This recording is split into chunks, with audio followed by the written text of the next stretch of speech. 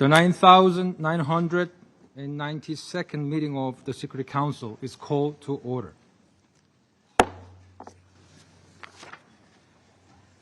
The provisional agenda for this meeting is the situation in the Middle East. The agenda is adopted.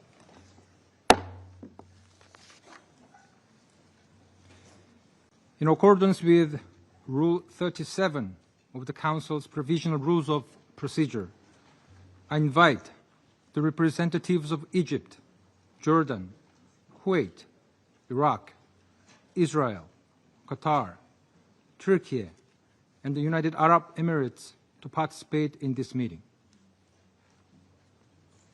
It is so decided.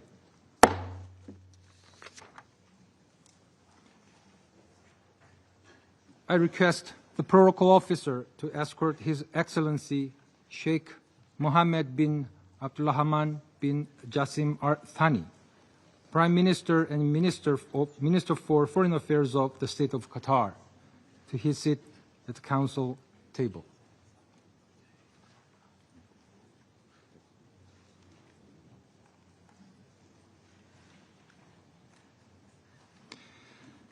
On behalf of the Council, I welcome His Excellency Mr. Ayman Safadi, Deputy Prime Minister and Minister for Foreign Affairs and Expatriate of the Hashemite Kingdom of Jordan.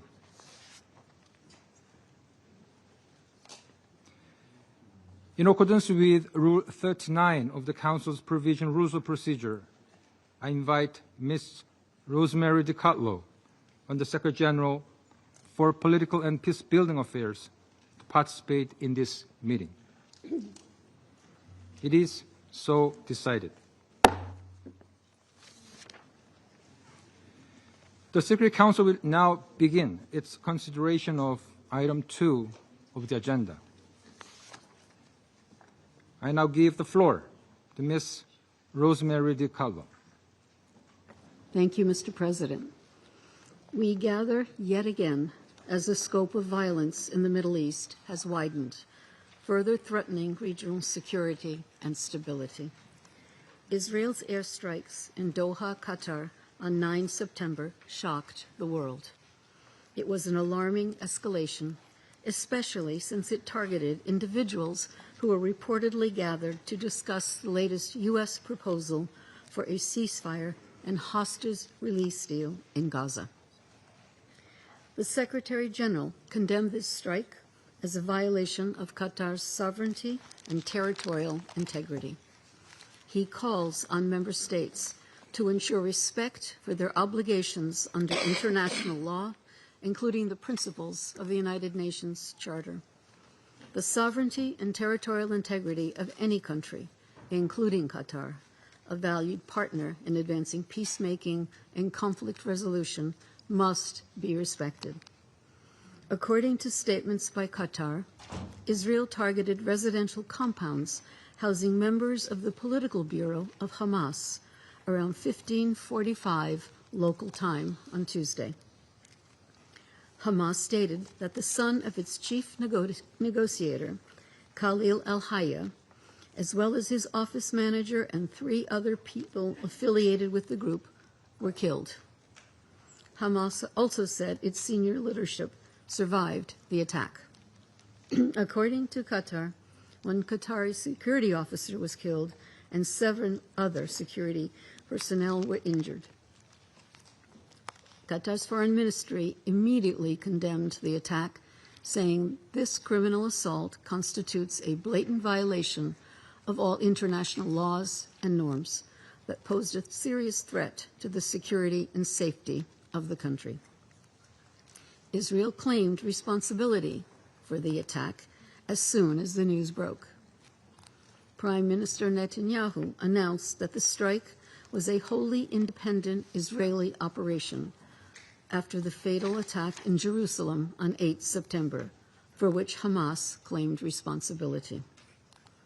Many countries in the region and beyond, as well as regional organizations, including the Gulf Cooperation Council, the League of Arab States, and the Organization of Islamic Cooperation, condemned the attack and expressed concern about further escalation.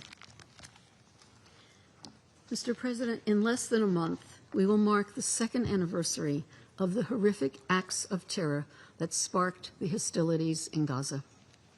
In these 2 years, the conflict has killed tens of thousands of people, mostly civilians, and almost completely destroyed Gaza. The situation in the occupied West Bank, including East Jerusalem, has continued to spiral downward. This period has also seen dangerous escalations across the region, involving Iran, Lebanon, Syria, and Yemen. The Israeli attack on Doha potentially opens a new and perilous chapter in this devastating conflict, seriously threatening regional peace and stability. Qatar, along with Egypt and the United States, has been working intensively to broker a ceasefire and hostage release agreement in Gaza. Efforts aimed at ending the suffering and paving a path toward peace. We are deeply grateful for Qatar's steadfast commitment and constructive diplomacy. All parties must act to preserve these efforts. Regrettably, Israel's actions came at the height of ongoing consultations with the parties. Any action that undermines the work of mediation and dialogue weakens confidence in the very mechanisms we depend on for conflict resolution. Preserving the integrity of negotiation and mediation channels is crucial for fostering the trust that parties need to engage in meaningful dialogue. It is also vital for safeguarding the norms that underpin diplomacy and peacemaking. Durable and just solutions to the crises in the Middle East will not come out of more violence and more fighting. I call on all stakeholders to exercise utmost restraint at this sensitive time and recommit to diplomacy. The urgency of a ceasefire and hostage release deal in Gaza has never been greater. Strike a deal, free the hostages, end the suffering of the people of Gaza. Thank you, Mr. President. I thank Ms. DiCarlo for her briefing. I now give the floor to those council members who wish to make statements. I give the floor to the representative of Algeria. Thank you, President. At the outset, I would like to thank Under-Secretary General DiCarlo for her briefing.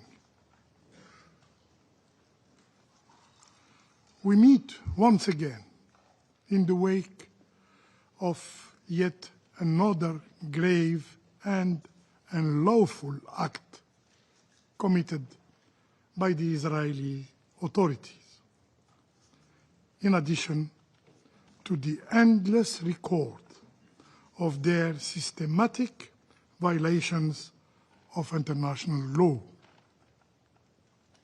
Israel behaves as if law does not exist, as if borders are illusions, as if sovereignty itself is a dispensable notion, as if the UN Charter is an ephemeral text. Meanwhile, in Gaza, innocent lives are annihilated by the thousands. The world watches helplessly horrific image of destruction, devastation, and human despair. Yet, even that current carnage in Gaza is not enough for the Israeli authorities. In the span of days, Israel has struck Syria, Lebanon, Yemen, and now a renowned peace broker, the state of Qatar. This is not strength. It is recklessness. It is the sign of madness. It is the conduct of an extremist government unborn by immunity, by impunity.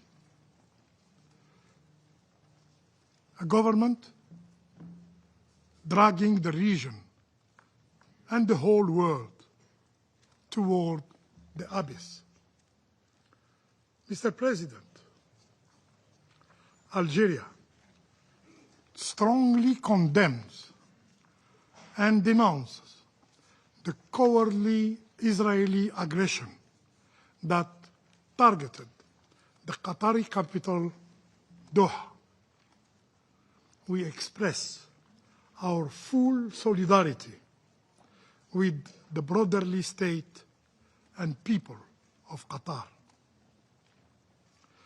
The recent attack in Doha is more than a violation of sovereignty of a UN member.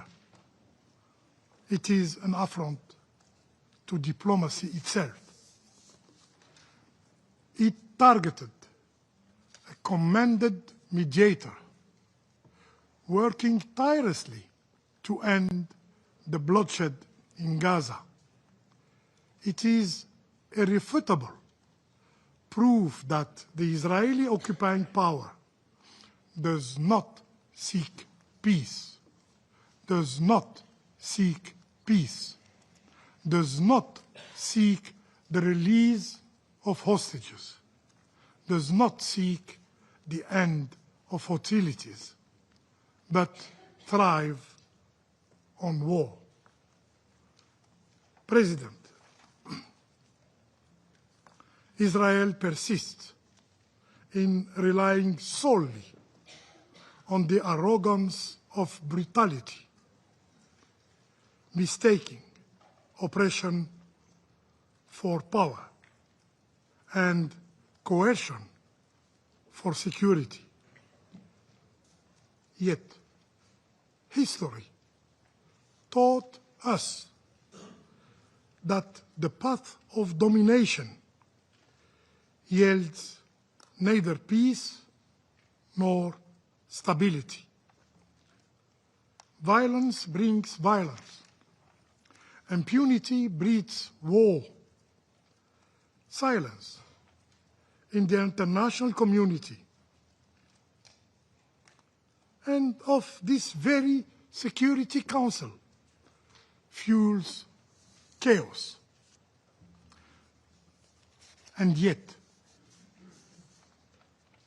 this very council remains constrained, unable even to name the aggressor, to qualify aggression as a violation of international law. Mr. President, when will the international community awaken to its responsibilities? When will it deter the occupier? When will it halt the crimes and curb this reckless escalation threatening the entire region? The region, and indeed the world, demand meaningful action. Action to end aggression. Action to hold the occupying power accountable. Action to break the cycle of impunity. This Council must use all its tools, including sanctions, before it is too late. I thank you. I thank the representative of Algeria for the statement, and I give the floor to the representative of Pakistan. Thank you, Mr. President. We thank you for convening this urgent meeting at the request of Algeria, Pakistan, and Somalia, and supported by other Council members. We also thank Under Secretary General De Carlo for her briefing. We welcome the presence of His Excellency Sheikh Mohammed bin Abdurrahman Al-Thani, the Prime Minister and Minister of Foreign Affairs of the State of Qatar. We also welcome the participation of the Deputy Prime Minister and Foreign Minister of Jordan, the representatives of UAE, Turkey, Iraq, Kuwait, and Egypt to this meeting. Pakistan condemns in the strongest possible terms the illegal and unprovoked Israeli aggression against the brotherly state of Qatar. This reckless and provocative attack constitutes a flagrant violation of the sovereignty and territorial integrity of Qatar, contrary to the fundamental principles of international law, including the UN Charter, in particular its Article 2.4, prohibiting the threat or use of force. As the Prime Minister of Pakistan has stated, this act of aggression by Israel is totally unjustified and constitutes a most dangerous provocation that could imperil regional peace and stability. The Israeli strikes targeted a residential neighborhood, deliberately endangering civilians, and thus also constitute a grave breach of international humanitarian law. This brazen and illegal assault is not an isolated incident. Rather, it is part of a broader and consistent pattern of aggression and violation of international law by Israel that undermines regional peace and stability. Pakistan expresses its complete solidarity with the government and people of Qatar and fully supports their inalienable right to take all necessary measures in accordance with the UN Charter to defend their sovereignty, territorial integrity, and the safety of all persons within their territory. In a gesture of solidarity and regional unity, the Prime Minister of Pakistan, His Excellency Mohammed Sharif, accompanied by a high-level delegation, including the Deputy Prime Minister and Foreign Minister of Pakistan, is visiting Qatar today. The visit underscores Pakistan's unwavering support for the security and sovereignty of Qatar and its commitment to peace and stability in the Middle East. Mr. President, this irresponsible action by Israel is yet another manifestation of its systematic disregard for international law and its brazen policy of destabilizing the region. It adds to its long and dubious record of aggression, brutal military actions in Gaza, repeated cross-border strikes in Syria, Lebanon, Iran, and Yemen, all of which amount to violations of the UN Charter and international humanitarian law.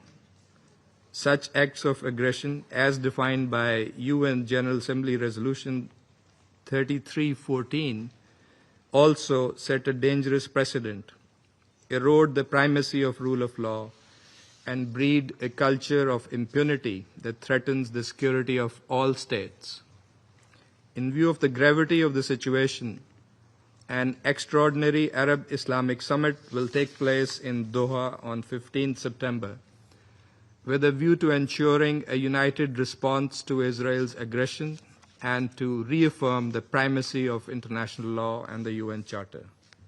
Pakistan will participate in this important meeting at the high level. Mr. President, at a time when delicate negotiations on Gaza peace deal were progressing towards a possible breakthrough, striking the territory of a principal mediator and those directly involved in negotiations is a deliberate attempt to sabotage diplomacy, derail peace efforts, and prolong the suffering of civilians. It is evident that Israel, the occupying power, is bent on doing everything to undermine and blow up every possibility of peace. It also raises serious questions whether the return of hostages was indeed a priority. Clearly, Israel's destructive policies are incompatible with the international community's quest for peace and stability. Sadly, it has been emboldened by the weak response and inaction by this Council. Pakistan commends Qatar's important and constructive role in facilitating mediation efforts, including for a ceasefire and release of hostages, which has been widely and consistently appreciated by all Council members, together with the role of Egypt and the United States. We recognize Qatar's tireless and principled engagement with all parties, often under most challenging circumstances, to keep the channels of dialogue open and advance prospects of peace. Qatar has consistently demonstrated leadership, wisdom, and commitment to humanitarian principles, working in close coordination with regional and international partners to bridge divides, promote peace, reduce tensions, and alleviate the plight of the Palestinian people. Undermining such a credible and indispensable mediator threatens to extinguish one of the few viable pathways towards a just and lasting peace. Targeting Qatar is thus not only an attack on a sovereign state, but also an attack on diplomacy and mediation itself. Pakistan welcomes the Security Council's condemnation of the strikes in Doha and expression of support for the sovereignty and territorial integrity of Qatar in line with the principles of the UN Charter. The Council must go beyond, must hold Israel accountable, safeguard the role and protection of mediators engaged in peace efforts, and recommit to the centrality of international law and the UN Charter in maintaining international peace and security. Mr. President, the root cause of recurring crises and instability in the Middle East is Israel's prolonged occupation of Arab lands and its persistent defiance of international law and international legitimacy. Durable peace can only be achieved through a comprehensive political settlement, including an end to the occupation of Arab lands, particularly the occupied Palestinian territories. Pakistan calls for an immediate, unconditional, and permanent ceasefire across Gaza and all occupied Palestinian territories. Full and unimpeded humanitarian access to the besieged and starved Palestinian population, and reinvigoration of a genuine and irreversible political process to end the Israeli occupation, leading to the realization of a sovereign, viable, and contiguous Palestinian state based on the pre-1967 borders, with Al-Quds al-Sharif as its capital. Pakistan stands shoulder to shoulder with the leadership and the brotherly people of Qatar in defense of their sovereignty, dignity, and territorial integrity. We remain steadfast in our commitment to uphold the principles of international law and the UN Charter, and to work with the international community to secure lasting peace in the Middle East. I thank you. I thank the representative of Pakistan for the statement. I now give the floor to the representative of Somalia. Thank you, Mr. President. We thank Korean Presidency for the prompt convening of this emergency meeting.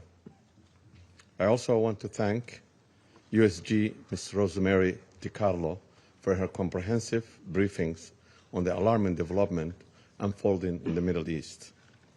We welcome the participation in this meeting of His Excellency Sheikh Mohammed bin Abdulrahman Al-Thani, the Prime Minister and Minister of Foreign Affairs of Qatar, His Excellency Ayman Safadi, Deputy Prime Minister and Minister of Foreign Affairs of Jordan, as well as the representatives from the region, mainly UAE, Turkey, Iraq, Kuwait, and Egypt. Mr. President, the Israeli airstrikes on residential areas in Doha, the capital of Qatar, on September 9th marks a grave and perilous escalation. It has far-reaching consequences, not only for the countries directly involved, but for the entire region and beyond. We unequivocally condemn this brazen act of aggression, which is flagrant violation of Qatar's sovereignty and territorial integrity and risk the destabilizing an already fragile region. Such actions are in direct defiance of the core principles enshrined in the United Nations Charter, notably Article 2, Paragraph 4, which prohibits the threat or use of force against any state's territorial integrity or political independence. Somalia stands in solidarity with the sisterly state of Qatar and supports its right to take all necessary measures to safeguard its sovereignty and security.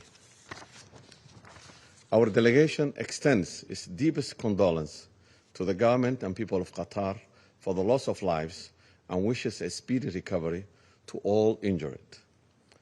This attack by Israel on a residential area housing embassies and schools shows the blatant disregard for human life.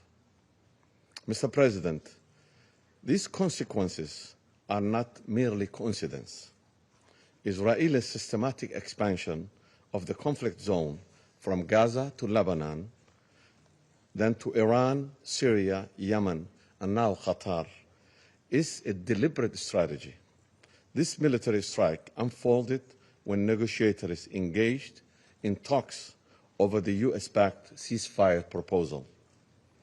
It was aimed at undermining the ongoing mediation efforts in the conflict in Gaza, striving and for immediate and unconditional ceasefire, the release of all arbitrarily detained, including those whom we have heard the pleas of their loved ones in this chamber, and unhindered humanitarian access to the civilian population, mainly women and children suffering from the IBC's declared man-made famine by Israel. History has shown that every escalation and military attack only dims the already fragile hope for peace in the Middle East. We call on all parties to exercise restraint and avoid further escalation that will worsen the suffering and instability in the region. Qatar's role as mediator in seeking to end this conflict has been invaluable and deserves recognition, not retaliation. Attacking those who are actively working to bring peace to the long-standing conflict in the occupied Palestinian land undermines the very goals we all share. The Security Council bears a clear responsibility to uphold international peace and security. To remain silent or inactive in the face of this brazen violation of the sovereignty will be to reduce international law to a mere suggestion, subject to the will of the aggressors. We cannot allow these actions to continue or become an accepted practice. We call on all Council members to unite with determination to immediately condemn this aggression and renew efforts for a dialogue and diplomacy without delay. True and lasting peace in the Middle East demands confronting the well-known root causes of perpetual instability in accordance with international law and its covenants. To conclude, Mr. President, Somalia reaffirms its unwavering solidarity with the people of Qatar and joins the international community in demanding a swift return to diplomacy and adherence to international legal norms and the principles enshrined in the United Nations Charter. I thank you. I thank the representative of Somalia for the statement. I now give the floor to the representative of the United States. Thank you, Mr. President, and we welcome Korea's presidency of the Council this month. I would like to thank Undersecretary General Rosemary DiCarlo for your briefing. And the United States would like to offer our sincere condolences to the family of the Qatari Internal Security Force member killed in the attack. I would also like to welcome our distinguished guests today, Prime Minister Sheikh Mohammed bin Abdulrahman bin Jassim Al-Thani, Foreign Minister Ayman Safadi, His Excellency Dr. Anwar Gargash, who are all with us. Unilateral bombing inside Qatar, a sovereign nation working very hard and bravely taking risks alongside the United States to broker peace, does not advance Israel's or America's goals. That said, it is inappropriate for any member to use this to question Israel's commitment to bringing their hostages home. Eliminating Hamas, which has profited off of the misery of those living in Gaza, is a worthy goal. Hamas and other terrorists must have no future in Gaza. Only after the terror group's removal can Gaza advance toward a better future, and can Israel be secure within its own borders. Colleagues, President Trump wants all of the hostages, living and dead, released, and this war to end now. And it will end if Hamas disarms, releases the hostages, and surrenders. But right now, Hamas continues to threaten Israel's security and deliberately prolong the anguish. That anguish must come to an end. Hamas must immediately release the remaining hostages, including all of those hostages brutally murdered. Prime Minister Netanyahu reiterated to President Trump his desire for peace when the two spoke yesterday. Notwithstanding the unfortunate nature of this incident, President Trump believes it could serve as an opportunity for peace. The President assured the Emir, as well as the Prime Minister of Qatar, that such a thing would not happen again on their soil. The United States will continue to work to release all the hostages, reach a ceasefire, provide humanitarian assistance, and end this conflict. Council and UN member states must continue to pressure Hamas to release the hostages, disarm, and surrender, rather than give the terrorist group a lifeline. Mr. President, the United States has worked tirelessly with Qatar and Egypt to end this horrific conflict. The region's people deserve a path forward, full of opportunity and free of Hamas. I thank you. I thank the representative of the United States for the statement. I now give the floor to the representative of Greece. Thank you, Mr. President. I would like to thank Rosemary DiCarlo for her briefing. I also welcome the participation of His Excellency the Prime Minister of Qatar and His Excellency the Deputy Prime Minister and Minister for Foreign Affairs of the Hashemite Kingdom of Jordan. Mr. President, we find today's meeting on the recent Israeli strike targeting the political bureau of Hamas in Doha to be of particular importance. We are gravely concerned about the strike in Doha. It constitutes a violation of Qatar's territorial sovereignty and is contrary to international law. Any further escalation in the region is of deep concern to us, and we call for an immediate de-escalation. We also note that the strike is not conducive to negotiations toward reaching a ceasefire. Qatar has played a crucial and sensitive role in hosting and mediating ongoing negotiations between Israel and Hamas alongside the US and Egypt. We reiterate that the use of force must be at all times aligned with international law. Equally, the sovereignty and territorial integrity of all states must be upheld as a matter of principle. Greece has condemned on multiple occasions and in the strongest possible terms the October 7 terrorist attacks perpetrated by Hamas. We continue to call for the immediate and unconditional release of all hostages inhumanely held ever since. We firmly believe that Hamas, as a terrorist organization, cannot and should not have any political role in the future governance of Gaza. Similarly, we unequivocally condemned the recent terrorist attack in East Jerusalem. Both are abhorrent incidents, which highlight the urgency of reaching a political solution, one that will bring stability and prosperity, breaking the cycle of violence. In this context, disrupting ongoing diplomatic efforts is dangerous. Mr. President, dear colleagues, the diplomatic channel spearheaded by the US, Egypt, and Qatar has provided thus far the only credible pathway for ending the suffering. It was through this channel that some hostages could rejoin their loved ones in the beginning of the year. It was through this channel that a ceasefire, allowing for much-needed relief for the suffering Palestinian population, was brokered back in January. As this suffering in Gaza continues and hostages remain in the captivity of Hamas, a ceasefire is once again sorely needed. Dialogue, no matter how fragile, must therefore be protected. It is absolutely necessary and essential for moving towards de-escalation and lasting peace.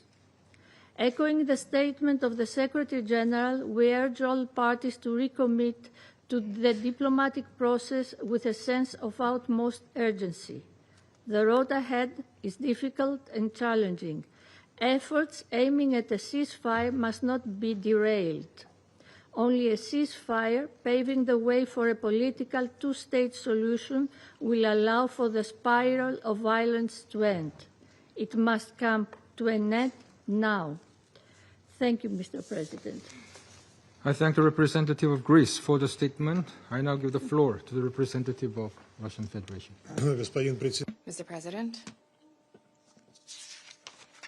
we thank the presidency for the prompt convening of the meeting in connection with Israeli strikes on Qatar at the request of Algeria, with support from Somalia, Pakistan, France, and the United Kingdom. We are grateful to the Undersecretary General, Rosemary DiCarlo, for the briefing. We attentively studied the position of the Qatari side, which was set out in the letter which was circulated on the 9th of September. We believe that such assessments of what transpired will be provided by the Prime Minister, Minister for Foreign Affairs of Qatar. We welcome your participation, Mr. Prime Minister, Mr. Minister, as well as the Minister of Representative of Jordan, as well as other participants. Mr. President, the Russian Federation condemns in no uncertain terms the attack carried out by Israel on 9 September targeting a residential compound in Doha, the stated target of which was the senior leadership of the Palestinian Hamas movement. As a result of this egregious attack, according to preliminary reports, 6 people died, including a staff member of the Interior Ministry of Qatar, and Emirati citizens died. We are very much concerned by the fact that the Israeli Air Force carried out strikes targeting a residential area in the Qatari capital, where foreign missions are carried out, where foreign missions are located. The Russian diplomatic mission is 600 meters from the area of the attack, as well as there are homes there and busy roads, as well as schools and kindergartens. In other words, the victim of this large-scale airstrike, which was carried out in the middle of the working day at 15:45 local time, could have been far greater. The number of casualties could have been far greater. These are innocent civilians, including our diplomatic colleagues, their wives, and their children. They're in an egregious violation of the sovereignty of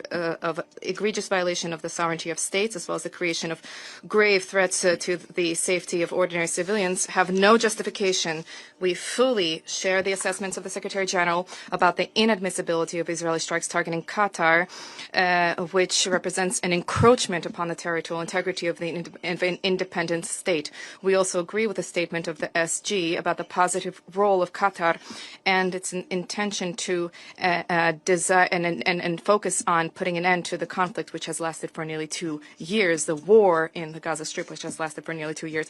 What is particularly cynical is the fact that Doha, as one of the key mediators between Palestinians and Israelis, has over recent months been tirelessly working to end the blood the bloodshed in Gaza and for the release of detained persons. The Hamas leadership, according to reports, was willing to move towards the achievement of these agreements. And precisely when the missile strikes were carried out on 9 September, the leadership of the movement was discussing in Doha the latest proposal of the U.S. Special Envoy, Steve Witkoff. In this way, the strike, which targeted not just Qatar, a sovereign state, which incidentally was not engaged in the Arab-Israeli conflict, but also the strike targeting the efforts of mediators, targeting the very possibility of a diplomatic solution to the Palestinian-Israeli conflict. It is clear that this Israeli attack will have grave consequences, both for the already atrocious situation in Gaza and for the security of the vast region of the Middle East. Mr. President, unfortunately, what transpired 2 days ago is no coincidence. This is the logical consequence of the utter impunity of West Jerusalem, which time and time again has been testing the limits of what is possible, and it is opening up new horizons for itself by exploiting the international diplomatic cover provided by Washington. And the carrying out of these unprovoked acts of force by Israel is camouflaged by slogans about imagined threats to the security of the Jewish state at the so-called 7 fronts. We remember perfectly well on the evening of 31 July 2024 in Tehran, the former head of the Hamas Politburo, Ismail Haniyeh, was killed. At that time, the leader of the Palestinian movement was in the Islamic Republic of Iran with an official invitation to participate at the inauguration ceremony of the elected president of Iran, Masoud Pezeshkian.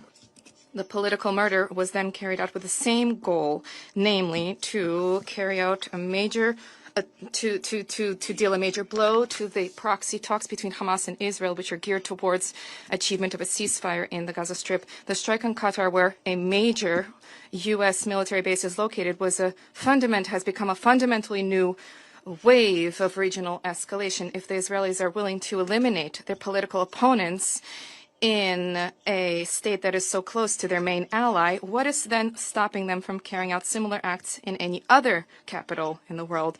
Why then, in principle, why should we, in principle, conduct scrupulous negotiations on a ceasefire and the release of hostages if it is simply possible to place a bullet in the skull of one's interlocutor? Mr. President, the nefarious practice of the liquidation of eminent political and military actors is not merely a crime. This is a desecration of the principles of civilized cooperation among states. This poses threats of uncontrolled escalation. We call upon West Jerusalem to abandon the reckless acts of aggression which provoke the ongoing waves of violence in the region.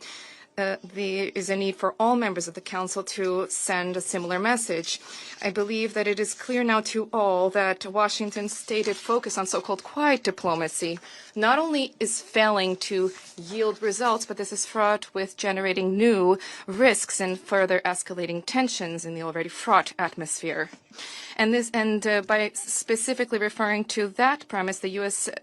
delegation has for nearly 2 years been blocking all efforts at the Security Council. It is difficult to identify where lightning needs to strike for Washington to finally recognize that multilateral diplomacy through the Council is not just not an obstacle, but this is the only tool that is available and necessary to reverse the situation on the ground. In this connection, we support the focus of the 10 non-permanent members of the Council to advance a draft Security Council resolution on the situation in Gaza, with an emphasis on the demand for Israel to lift all limitations on the delivery of humanitarian assistance to the Strip. We trust that this product will also incorporate a call for a ceasefire, without which it will be simply impossible to alleviate the humanitarian situation there. We believe that the adoption of the resolution will be an important and effective measure to alleviate the plight of the Palestinian people. Mr. President, to conclude, I wish to once again extend solidarity to the people and leadership of Qatar who have been targeted by the hawkish military political cabinet in Israel, the consolidated detailed consolidated Russian-Arab assessments of this unprovoked act of force and the whole developments in the Middle East were made today in Sochi during the Russian GCC summit. The Security Council also adopted a press statement in connection with the strikes. Unfortunately, this is not does not incorporate everything that has to be incorporated. Not every spade is called a spade there. Thank you. I thank the representative of Russian Federation for the statement. I now give the floor to the representative of Denmark. Thank you, Mr. President. And let me also thank Undersecretary Di Carlo for his sobering briefing. Mr. President, we meet today at a tense moment for the Middle East region, in the wake of Tuesday's Israeli strikes on Hamas targets in Doha. At the outset, let me be clear that this serious violation of the sovereignty and territorial integrity of Qatar is unacceptable.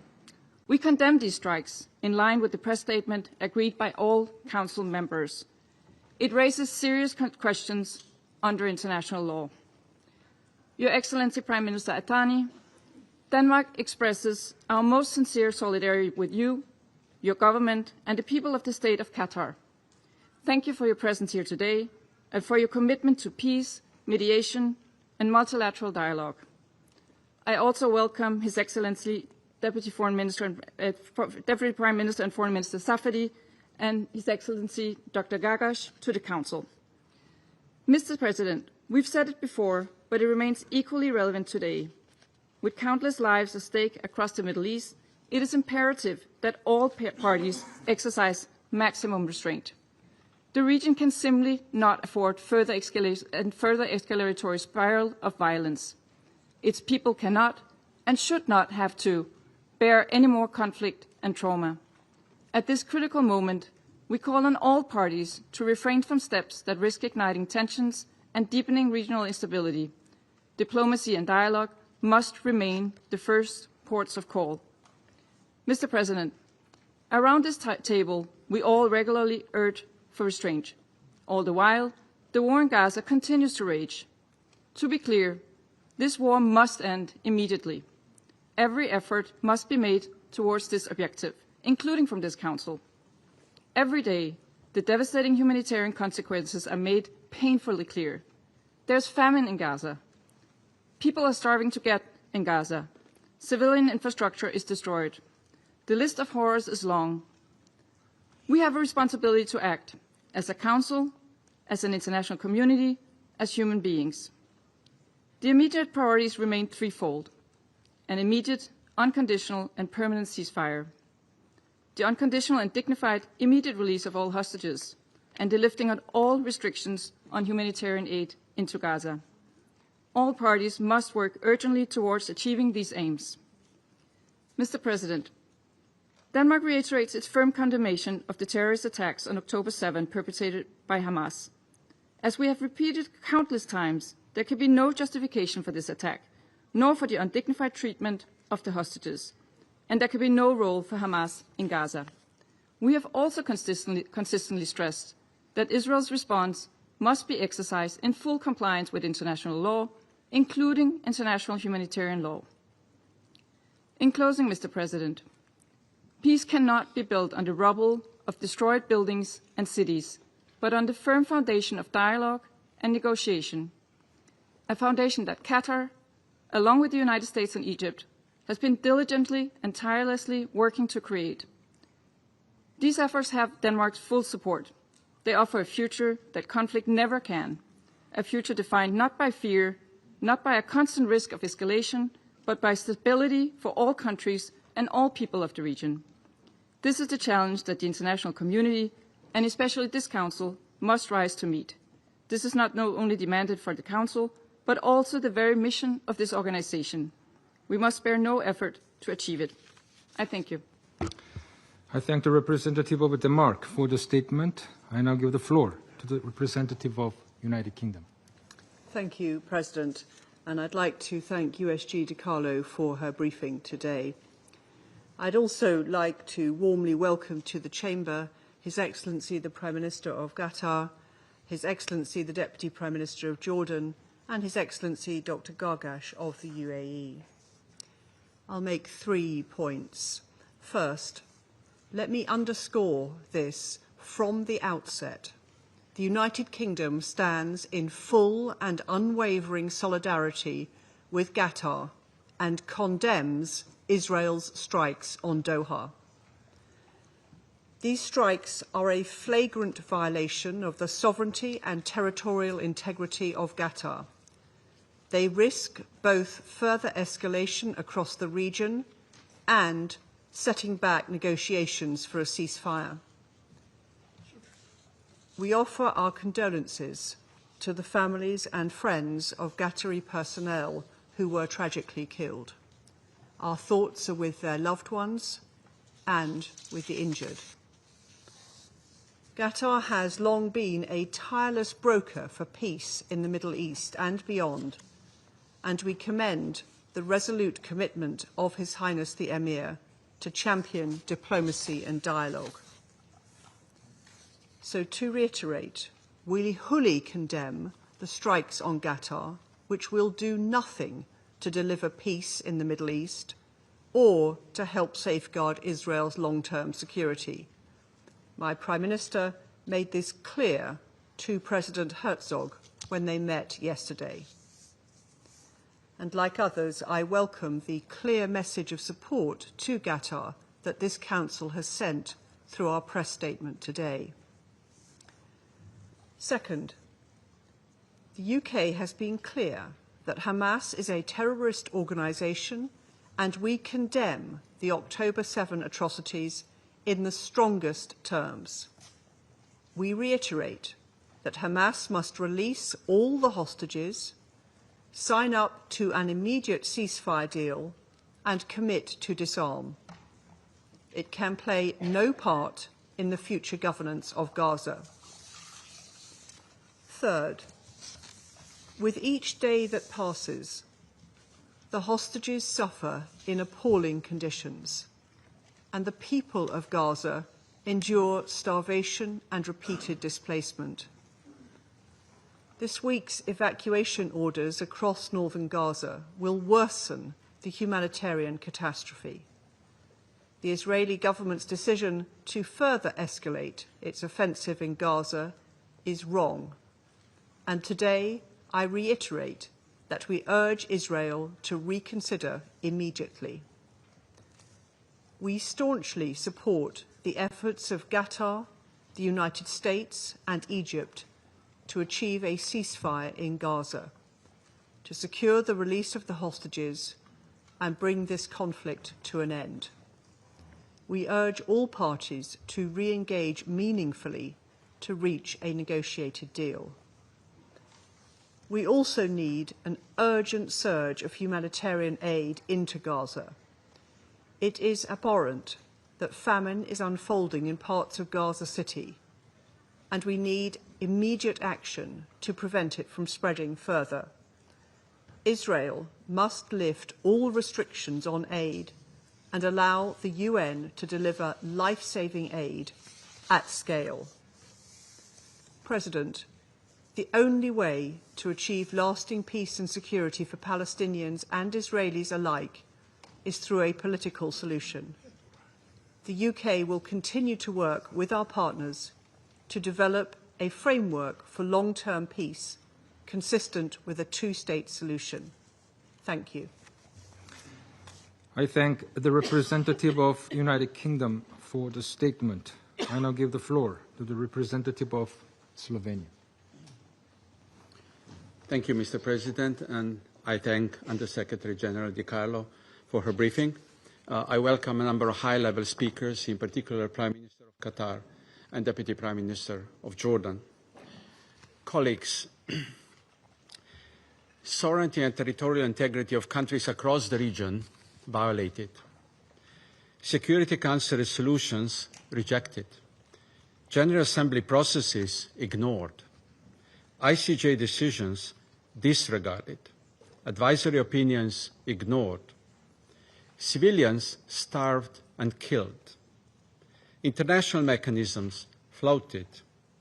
the UN pressured.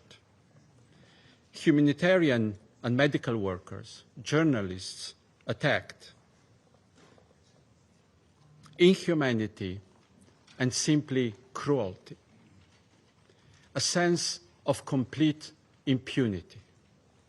And now, negotiators attacked on a foreign soil.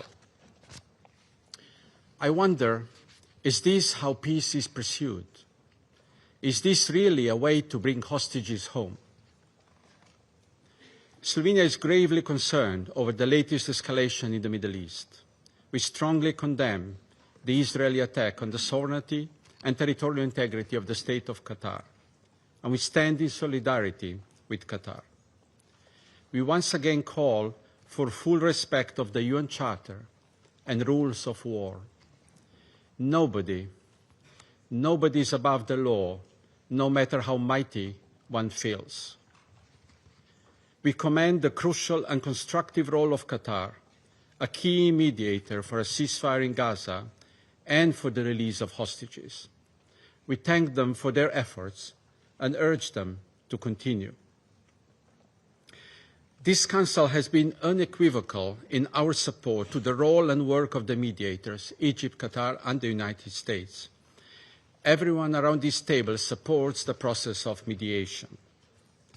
What more can be said in this Council? How else can we say that all the red lines have been crossed and that enough is really enough? Colleagues, it's not the attempts of the Council members that are preventing solutions. It is allowing this sense of impunity of Israel to continue. That's why country after country are announcing bilateral measures aiming at the Israeli government to reconsider its current policy and to return to respecting international law obligations. They are our response to persistent violations of international humanitarian law, to impunity, and to what we now clearly see, a flawed commitment to negotiations. All these measures are not gestures. They are not performative actions. They are sincere acts of countries, leaders, and global public conscious of our responsibility to humanity and of our promise of never again. Colleagues, on this day of 9/11, when we commemorate horrible terror attacks on the United States and pay tribute to innocent victims, Slovenia reaffirms its resolute stand against terrorism. We repeat our condemnation of the Hamas brutal attack on 7 October. We take this opportunity to strongly condemn the latest terror attack on civilians in Jerusalem. This is yet another reason for peace efforts to double. In words of Under-Secretary General Di Carlo, the urgency has never been greater. This war must end, suffering must end. Mr. President, in the midst of the latest escalation, Gaza humanitarian catastrophe continues. Window of opportunity to prevent famine from spreading across the Strip is closing. New offensive is relentlessly pounding what is left in the middle of ruins. Instead of packing a backpack to start a new school year, Gaza children are forced to pack what is left of their belongings to be displayed yet again. So let me state the obvious. We need a ceasefire. Hostages must be released. Hindrance of aid deliveries must end. The negotiations have certainly seen its share of obstacles from both parties, but an escalation of this sort is not contributing to peace. So we appeal for a renewed commitment to negotiations in good faith by both parties to the conflict. Thank you. I thank the representative of Slovenia for the statement, and I give the floor to the representative of Panama. Muchas gracias, señor. Thank you, Mr. President. Panama is grateful for the convening of this emergency meeting, and we're also grateful for the report provided by Ms. Rosemary DiCarlo, Under Secretary General for Political and Peace-Building Affairs. Moreover, we welcome His Excellency Sheikh Mohammed bin Abdulrahman bin Jassim Al-Thani to this meeting as Prime Minister and Minister of Foreign Affairs of the State of Qatar. We wish here to convey to him the solidarity of our country with the people and government of Qatar, as his country and the Middle East region withstand a gravely serious ordeal. Moreover, we hail the presence of His Excellency Ayman Safar, the Deputy Prime Minister and Minister for Foreign Affairs and Expatriates of Jordan, and we welcome to this meeting the distinguished representatives of the United Arab Emirates, Egypt, Iraq, Israel, Kuwait and Turkey. They do us a great honour by being with us today. Panama fervently condemns and repudiates the unstoppable tide of violence in the region of the Middle East. The attacks perpetrated against civilians in Jerusalem on Monday, for which Hamas claimed responsibility, are a demonstration of the extremism and terror that this group has sown for decades. Israel's subsequent action in Doha on Tuesday, that was also condemned by Panama, stands as a reprehensible and flagrant violation, one that stands as an attack on the sovereignty, territorial integrity and security of a member state of this very organization. Such acts are breaches of international law and the United Nations Charter. Moreover, they imperil the most fundamental principles of multilateralism, principles that for our country are the very basis of the peaceful coexistence between states. These facts demonstrate that the continued use of force and force alone has not offered, nor will it be able to offer, a solution to this current war. Neither has this exclusive use of force resolved, or will it be able to resolve, the deep root causes that have caused the Israeli-Palestine conflict to rage on for almost 8 decades. On the contrary, the use of force has simply seen the entrenchment of the logic of extremes. It has fueled a cycle of violence which hinders and indeed blocks any path towards a political solution. The result of these acts has been more uncertainty, greater risk to the entire civilian population, including to the hostages that remain in Gaza, and the weakening of the mediation process spearheaded by Qatar, Egypt and the United States.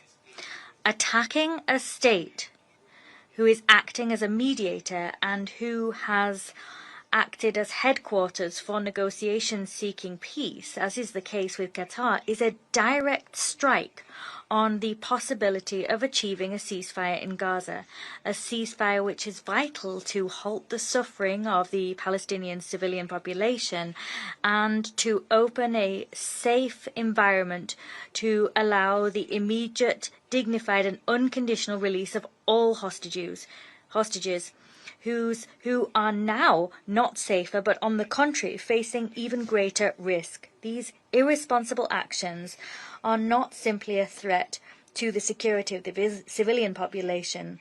They may also have, and indeed did, imperil accredited diplomatic missions in Doha, including the Embassy of Panama, only a short distance away from the attack, some 100 meters. We wish to express our sincere condolences with the families of the Qatari victims and other victims of this attack. There may have been victims from other friendly countries, and that undermines international friendly efforts to guarantee that we have a stable, safe environment crucial for dialogue and negotiation. Mr. President, what occurred in Doha is part of a spiral of violence, which is also reflected in the attacks waged against a humanitarian flotilla in Tunisia and more generally in the devastating situation in Gaza and the West Bank. Panama prioritizes negotiation and dialogue as the only legitimate pathways towards a lasting peace. With that in mind, we invite parties to demonstrate indeed that they are seeking a genuine peace agreement and not seeking to extend the conflict. Moreover, we here underline the fact that no goal, as legitimate as it may be considered to be, can justify the use of means which violate international law or the principle of protecting human life.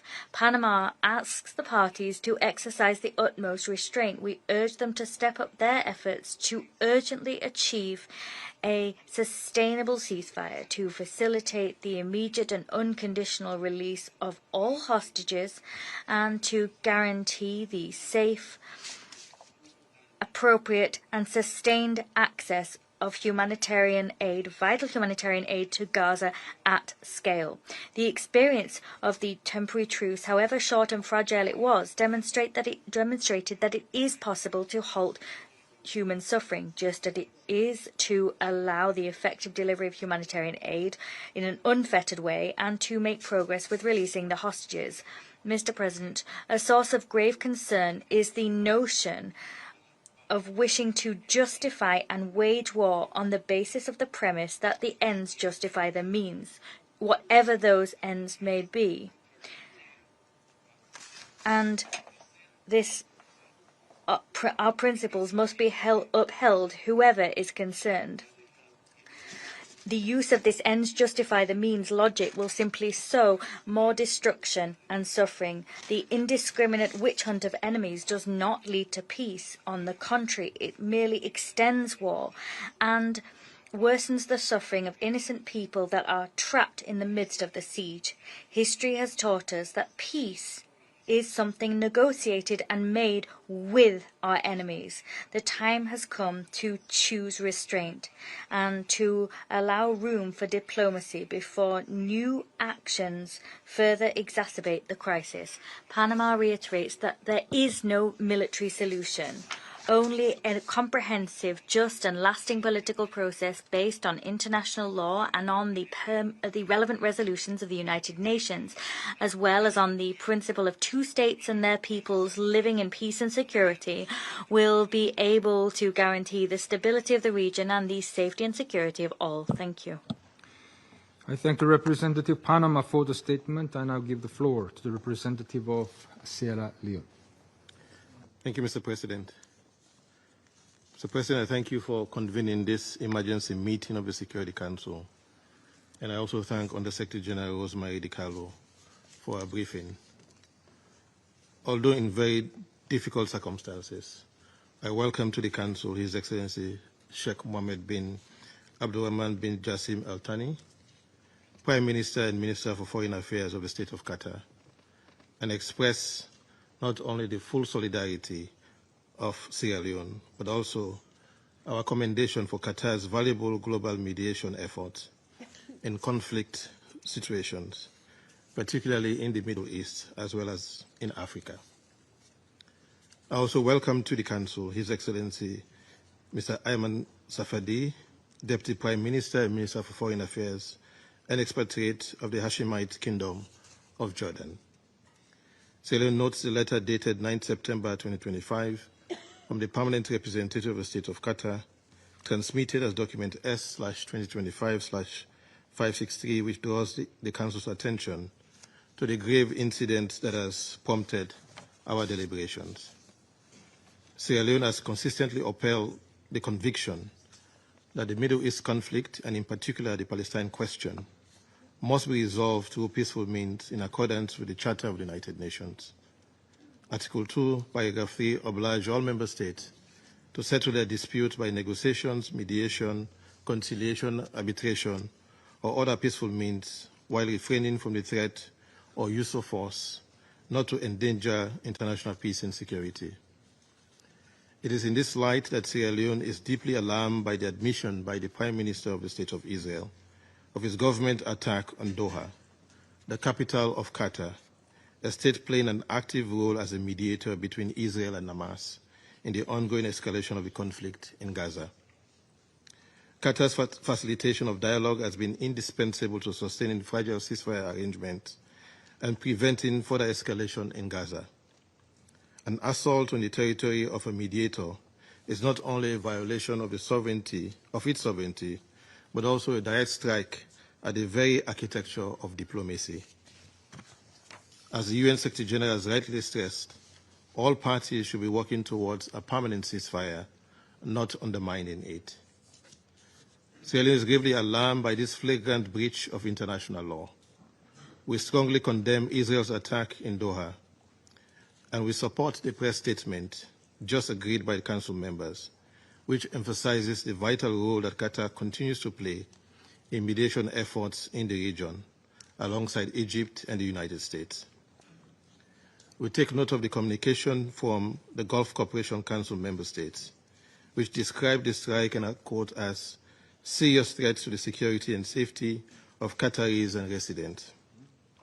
Such actions constitute a grave breach of Article 2.4 of the Charter, which prohibits the threat or use of force against the territorial integrity or political independence of any state. Sovereignty and territorial integrity are cornerstones of our collective security system. As we strongly condemn the Doha attack by the State of Israel, we commend the restraint demonstrated by the State of Qatar. Sierra Leone calls for the continuation of the exercise of maximum restraint, the peaceful resolution of dispute, and full respect for the sovereignty and territorial integrity of the State of Qatar, in compliance with international law, the Charter of the United Nations, and provisions of relevant Security Council resolutions. States with influence must leverage such influence for de-escalation and peace in the region. Mr. President, beyond the violation of sovereignty, Sierra Leone is gravely disturbed by reports of targeted assassinations of individuals who should be considered protected persons under international law, particularly international humanitarian law. Equally troubling are reports of such assassinations in residential areas. The Geneva Conventions, particularly the Fourth Convention, and their additional protocols, clearly prohibit violence against civilians and all persons not taking a direct part in hostilities.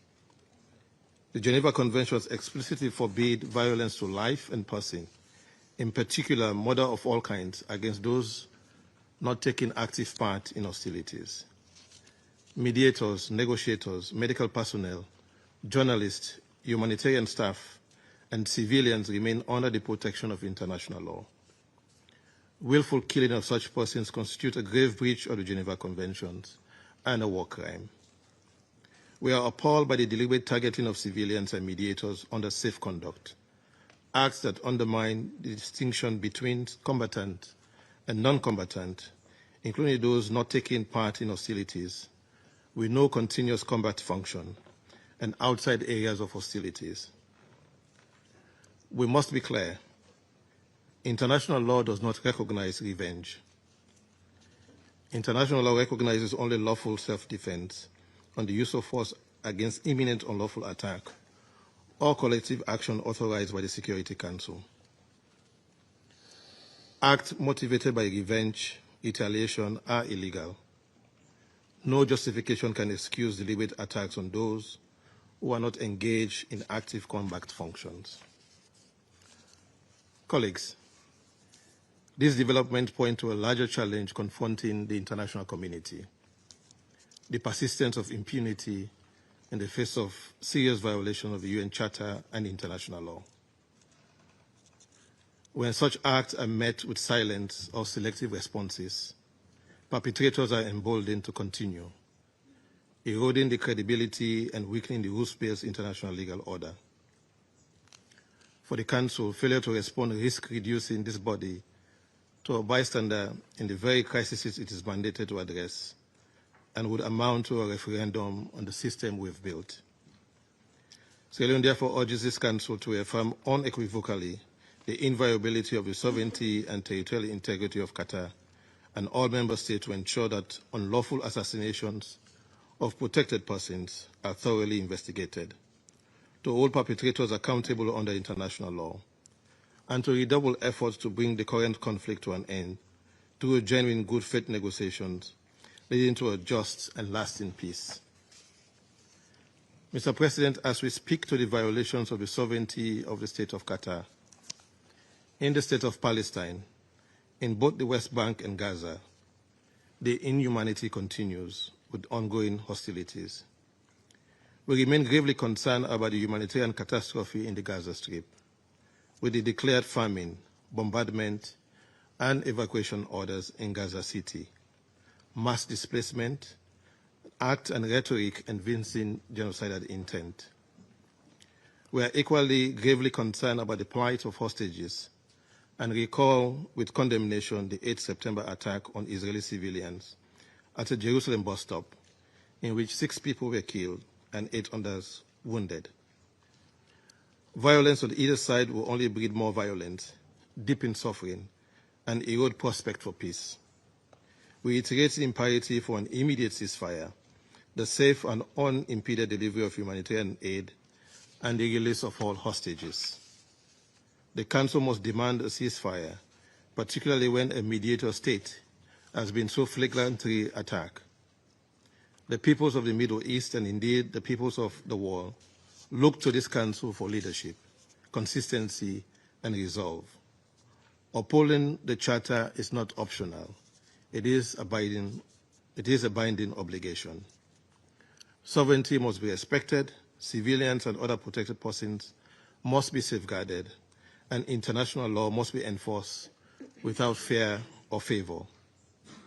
Only by doing so can we end impunity, restore confidence in the rules-based international legal order, and open the path to peace. As the Irish poet William Butler Yeats won in The Second Coming, immortalized in Things Fall Apart by the Nigerian author Chinua Achebe, and I quote, "Things fall apart, the center cannot hold. Mere anarchy is loose upon the wall," end of quote. The United Nations is the center of the post-1945 multilateral rules-based system, and the Security Council its nucleus for peace and security. We must therefore act now with unity and determination. Anything less will betray our collective responsibility and the trust that the peoples of the world have placed in us. The system, as we know it, risks falling apart, and anarchy will indeed be loose upon the world. I thank you.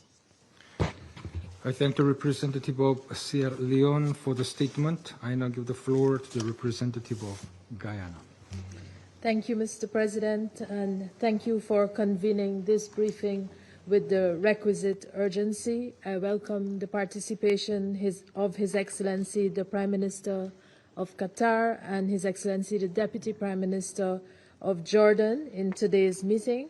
I also thank the delegations of Algeria, Pakistan, and Somalia for requesting the meeting and express appreciation to Under-Secretary General Rosemary DiCarlo for the important information provided regarding Israel's military strike on Doha this Tuesday. Mr. President, Guyana condemns this violent act by Israel, which is a flagrant violation of international law and a direct and unprovoked assault on the sovereignty and territorial integrity of the State of Qatar. We noted the destruction caused by the attack and that a Qatari national was killed. We express our full solidarity with the Amir and people of the State of Qatar. Mr. President, international law is under threat, and the Middle East region has unfortunately been the theater of too many frequent and serious violations of international law. Syria, Iran, Yemen, Lebanon, and now Qatar have all suffered violations of their sovereignty and territorial integrity by Israel, following unilateral decisions by the latter to militarily strike these countries. Just yesterday, we received reports of Israel's attack on Yemen involving strikes on civilian and residential facilities and the killing of several persons. Guyana reiterates its strong condemnation of these violations of international law and calls for full accountability for these crimes. The culture of impunity must not be allowed to take root, and this is precisely what is happening in the face of the Council's inability to respond decisively to these breaches of the peace and acts of aggression. Israel's protracted war in Gaza and its unlawful occupation of Palestinian territory remain at the center of the instability in the Middle East. Ending the war in Gaza and resolving the question of Palestine are therefore urgent priorities that the Council must advance pursuant to its responsibility for the maintenance of international peace and security. We further stress that the efforts of mediators to end the war in Gaza and to secure the release of the remaining hostages are seriously undermined and complicated by actions such as those taken by Israel on Tuesday. The success of the mediation efforts depend on the good faith engagement of all parties. The bombing of representatives of one party in the territory of one of the mediators risks setting back peace efforts. Israel's actions also belie its stated commitment to bring the hostages home.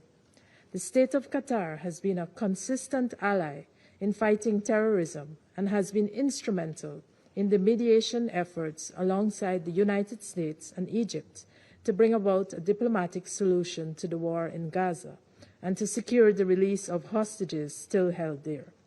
Israel's recent actions do not in any way help these efforts. In the context of the foregoing, Guyana makes the following 4 appeals. First, the state of Qatar must be redressed for the unlawful act committed against it by Israel. The international order is premised on the rule of law, and states cannot simply contravene international law and the UN Charter in pursuit of unilateral objectives. Repeated violations of international law, if consistently met with no firm response from international organs such as the United Nations Security Council, risk engendering chaos and instability. Second, Israel's brutal war on Gaza must end immediately, unconditionally, and permanently.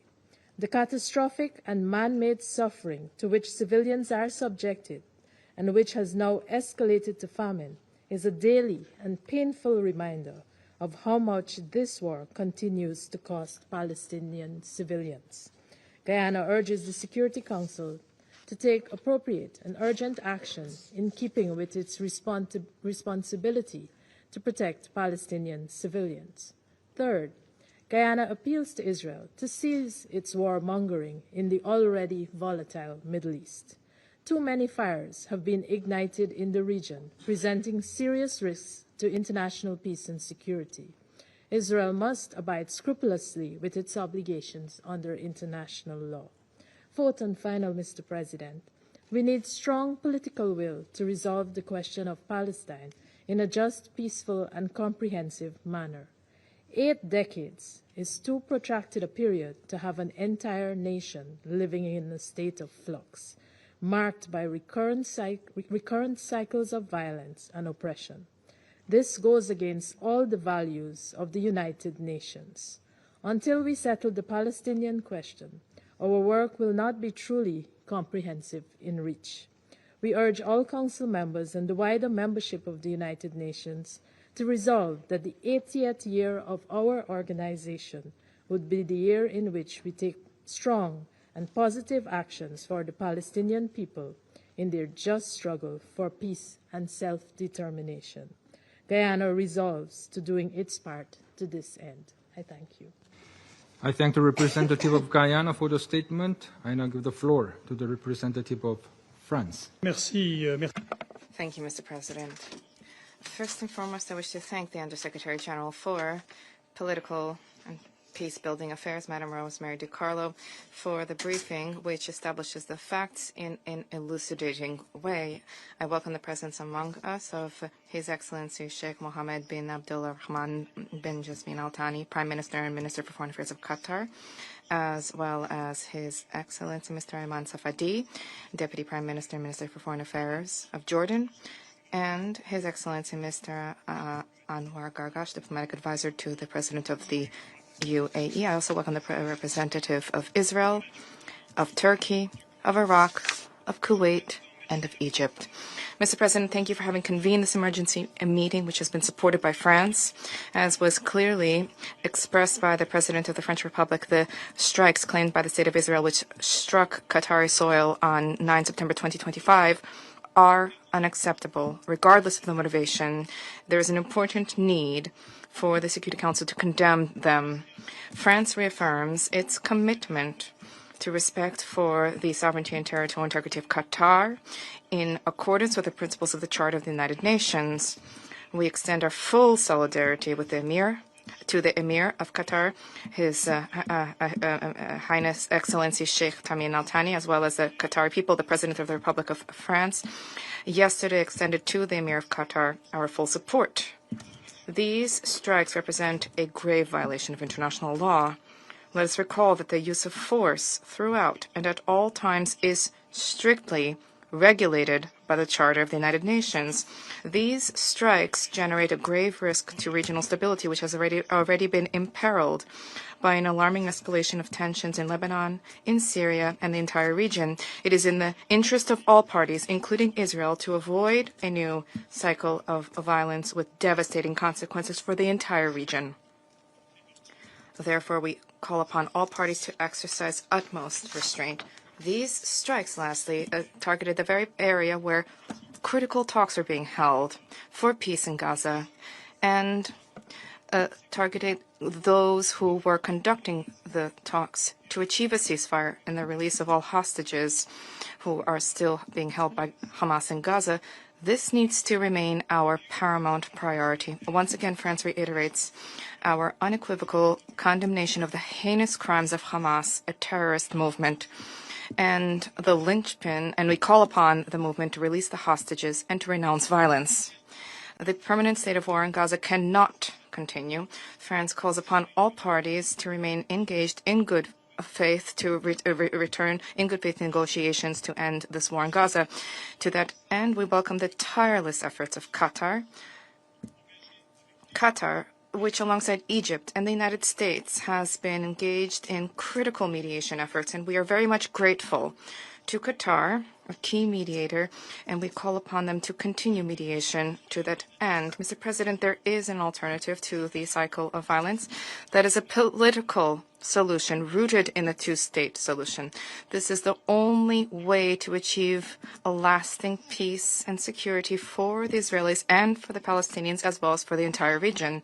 This solution hinges on the recognition of a sovereign Palestinian state with renewed and reformed governance. This solution hinges on the disarmament of Hamas, its exclusion for the future governance of Hamas, governance of Gaza, and the deployment of an international stabilization mission in the Strip. And this solution hinges on Israel's regional integration and the ultimate establishment and construction of a robust security architecture for the entire region. We will remain mobilized to achieve a two-state solution, as was the case during the conference in New York, co-chaired by Saudi Arabia in July. The New York Declaration, the outcome of the work of the conference, sets out a unique roadmap to make the two-state solution a reality. This conference, which will undertake its next step on the 22nd of September during the high-level week of the General Assembly, generates unprecedented political momentum for peace and security for all in the region. This is a path towards peace. Thank you. I thank the representative of France for the statement. I now give the floor to the representative of China. Thank you, President.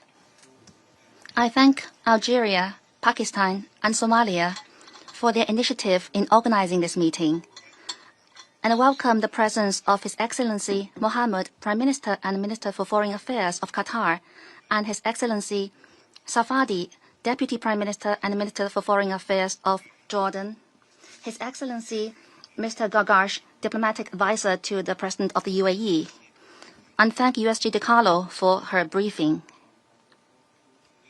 On September the 9th, Israel launched an attack on Doha, the capital of Qatar, in flagrant violation of Qatar's territorial sovereignty and national security, international law, and the UN Charter, and efforts to achieve peace.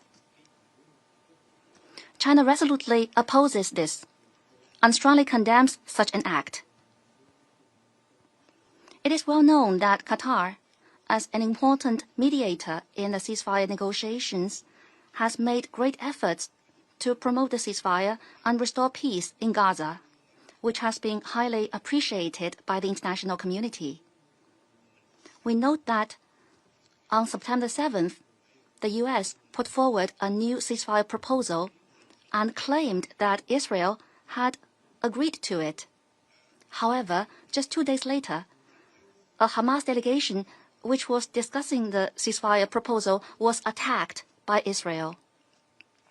Such an act of bad faith, irresponsibility, and the deliberate sabotage of the negotiations is indeed despicable. China is deeply concerned that the attack could lead to further escalation of tensions in the region.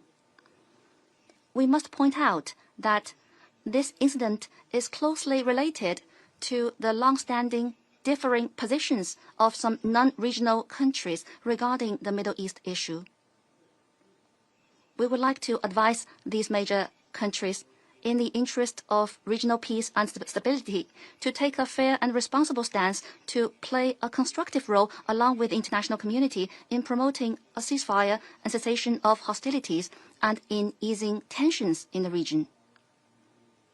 I would like to reiterate that military means and the indiscriminate use of force are not the way out of this problem, and that an immediate ceasefire is the right way to save lives and bring the hostages home.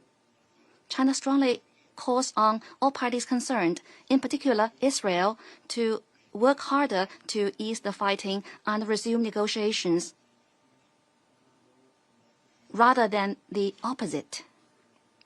Israel must immediately cease all military operations in Gaza, fulfill its obligations under international humanitarian law as an occupying power, fully restore humanitarian access and support the relief operations of the UN and other humanitarian agencies. President, the Gaza conflict has been going on for almost 2 years, resulting in a humanitarian catastrophe that is appalling and unprecedented in nature. During this period, we have witnessed over and over again the violation of international law and the undermining of the basic norms of international relations. The world cannot return to the law of the jungle, and the Middle East cannot remain in a state of perpetual war. As the primary organ for the maintenance of international peace and security, the Security Council has the responsibility to safeguard international order and the rule of law, and to promote regional peace and stability. The Council is now discussing a draft resolution on the humanitarian issue of Gaza.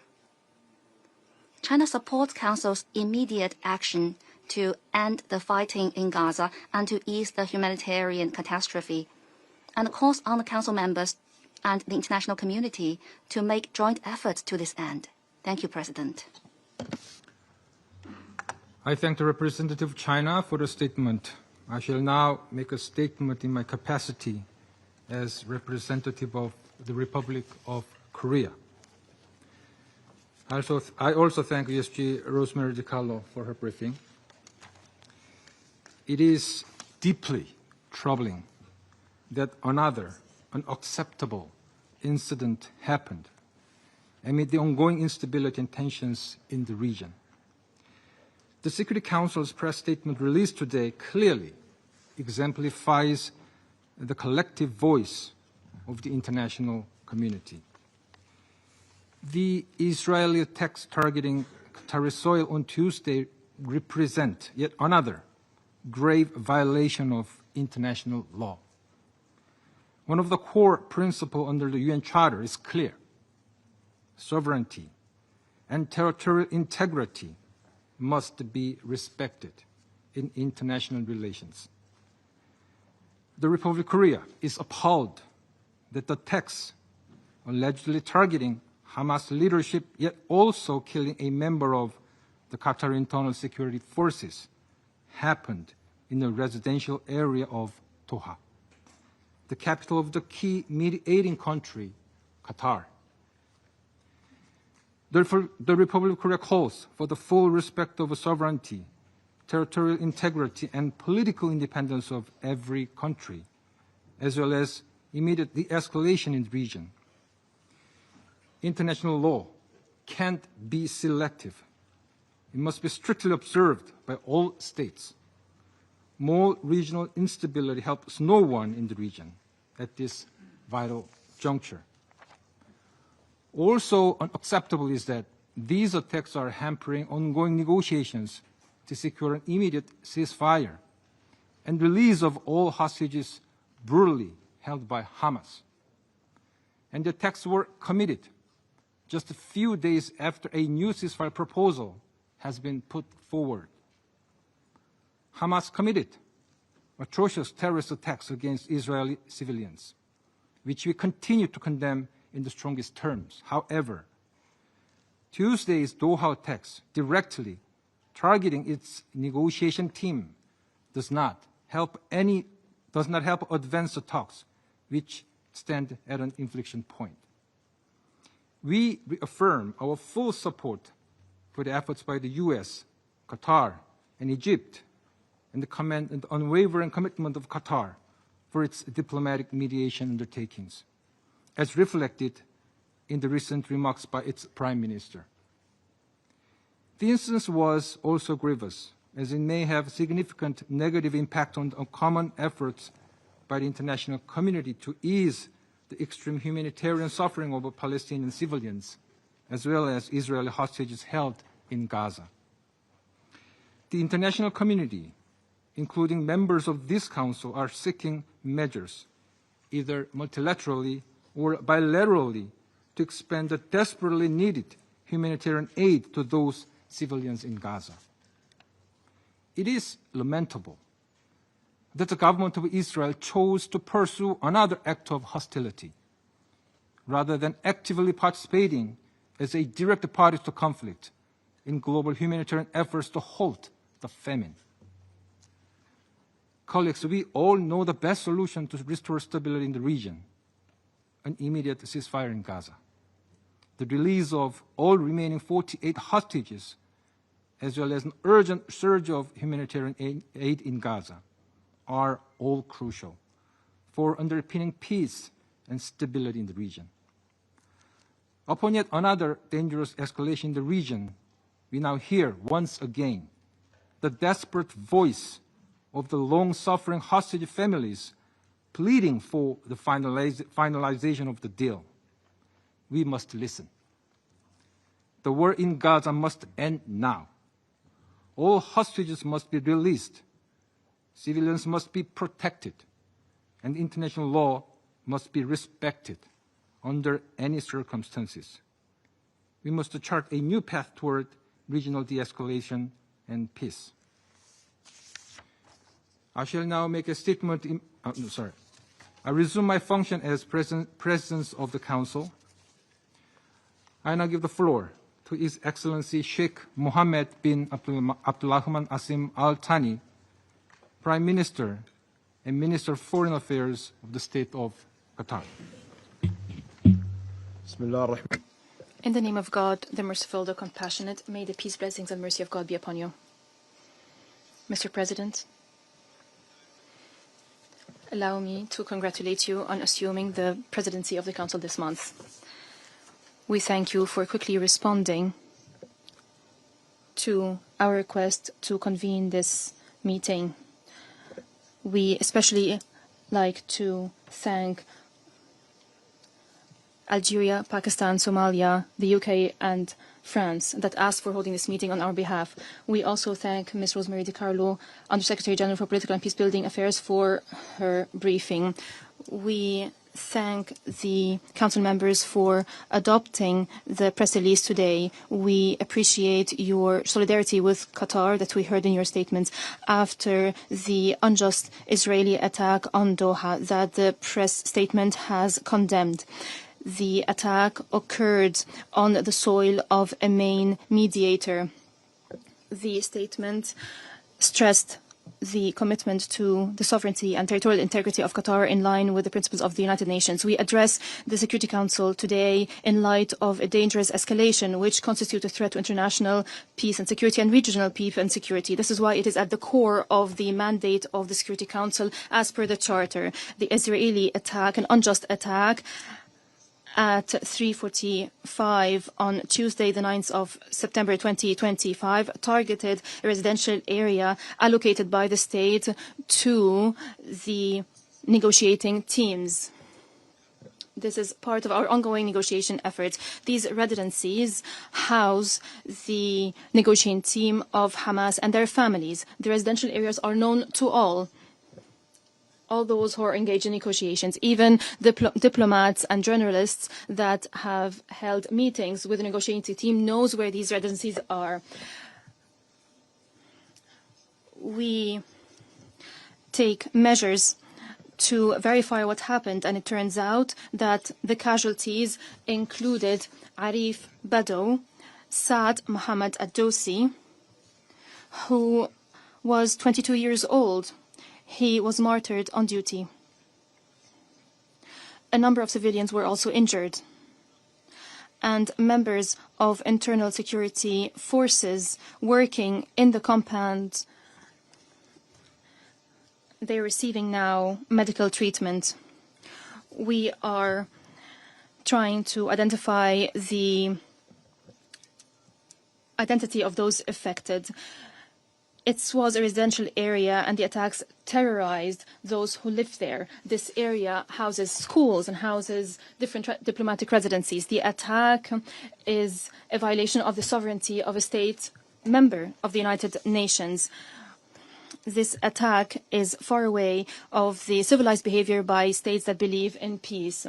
Qatar is making tireless efforts to save lives, and this attack puts the international community before a test. Israel, led by extremists, bloodthirsty extremists, have gone beyond any borders, any limitations when it comes to behavior, not only among states, but among individuals. We're unable to predict what Israel can do. How can we host Israeli representatives when they have commit this attack? Have you heard of any state that is attacking a mediator this way? A state that is attacking negotiating teams that are hosted by Qatar, and then the Prime Minister is using shameful justifications and is trying to justify this attack that is condemned by the whole world. The Prime Minister should have recall the model of Taliban. They had a political bureau in Doha, and we had a negotiation channel or a communication channel, and this channel led to reaching an agreement on Afghanistan that led to the end of the war after decades. The U.S. have never targeted the negotiators over these years. On the contrary, the world has seen the success of these efforts in cooperation with the United States under the leadership of Donald Trump to end the longest war in the history of the United States in 2020. This is the approach we pursue. This is the approach that the Prime Minister of Israel is trying to distort. These continued violations of international law, this behavior that undermine all values, prove only one thing, that the current leaders of Israel are arrogant, and they believe that they enjoy impunity. In addition to the genocide in Gaza and the unprecedented humanitarian disaster in the Strip, and the international community has not acted yet, here we are. We can see that Israel is undermining the stability of the region impetuously. Israel is trying to rearrange the region by force. It is using fundamentalist ideas. That is the basis of Israel's behaviors. Israel leaders are declaring that.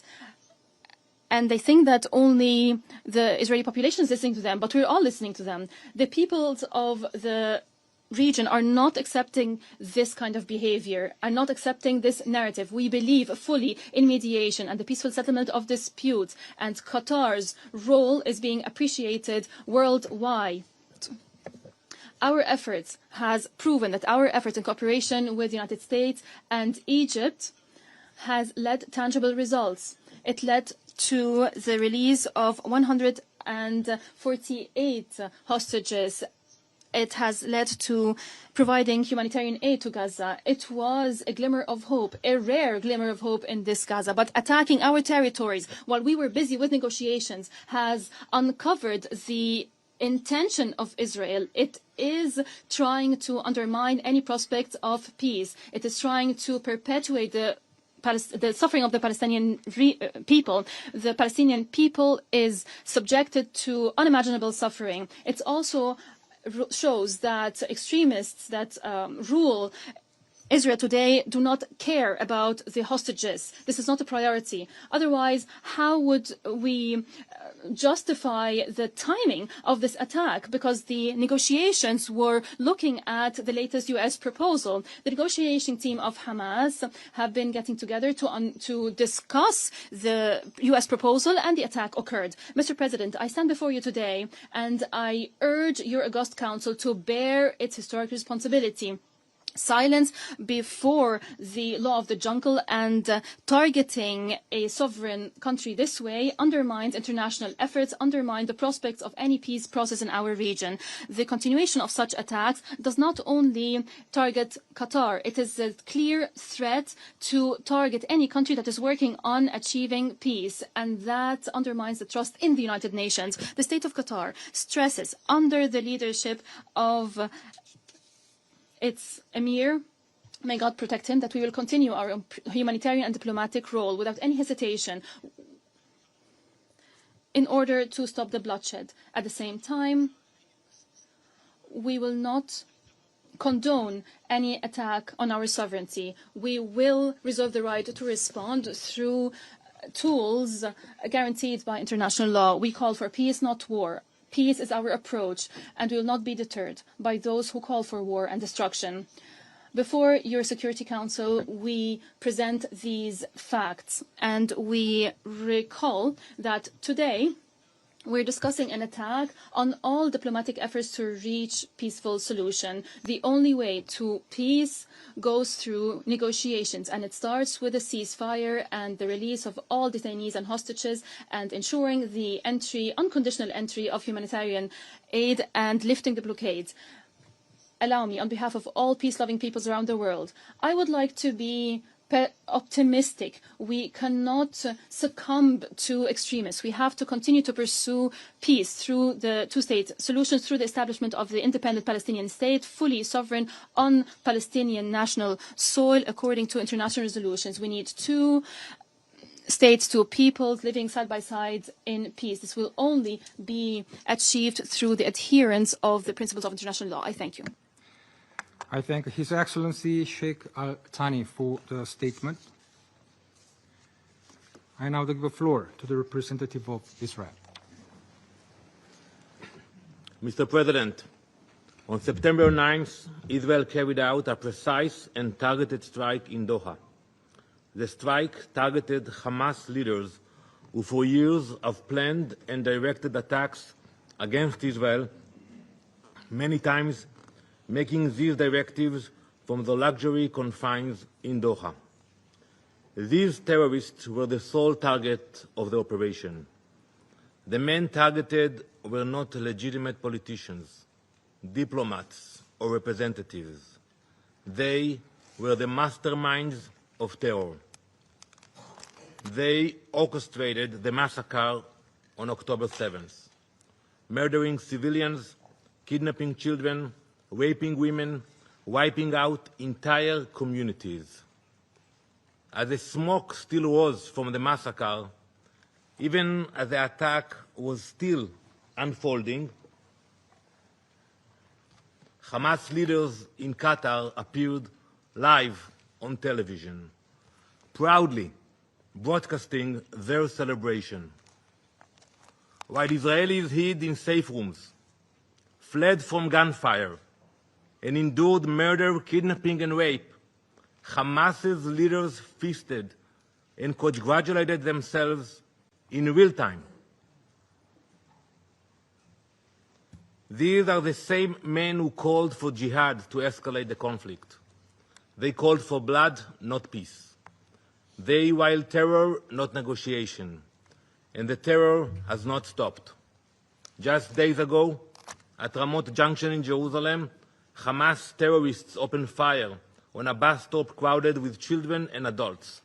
6 innocent people were murdered, among them a 25-year-old who had immigrated from Spain, recently married and building his future in Israel, a rabbi who had dedicated his life to teaching the next generation, 2 residents of the community struck down in their own neighborhood. Among the wounded was a woman 8 months pregnant, left to fight for her life and the life of her unborn child. These are not numbers. They are lives, families, futures stolen. When the gunfire stopped, the bus and the pavement around it were drenched in blood.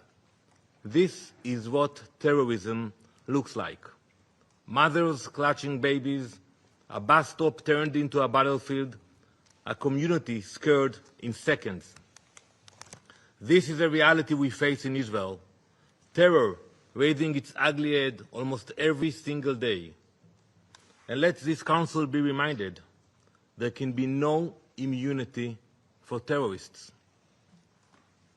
Hamas immediately praised the killers as heroic and exceptional, later claiming full responsibility for the attack and calling the massacre of innocent people a natural response.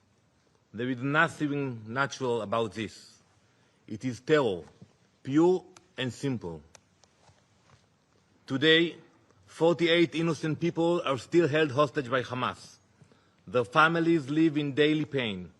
It has been more than 700 days that innocent people have been trapped in Hamas captivity.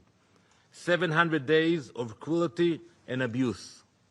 Hamas has used them as bargaining chips, turning their suffering into currency. But let me be clear, there is no immunity for terrorists. Not for those who commit it, and not for those who enable it.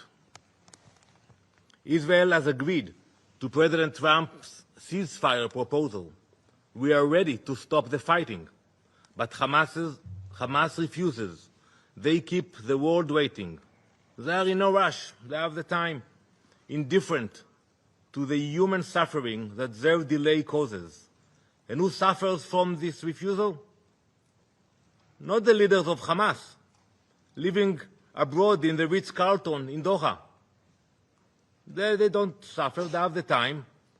But the hostages languishing in their cells and the people of Gaza used as human shields. From the start, Hamas's strategy has been to embed its weapons among civilians. They hide rockets in schools, command centers in hospitals, and tunnels under homes. They put their own people in harm's way, then cry crocodile tears when civilians are hurt.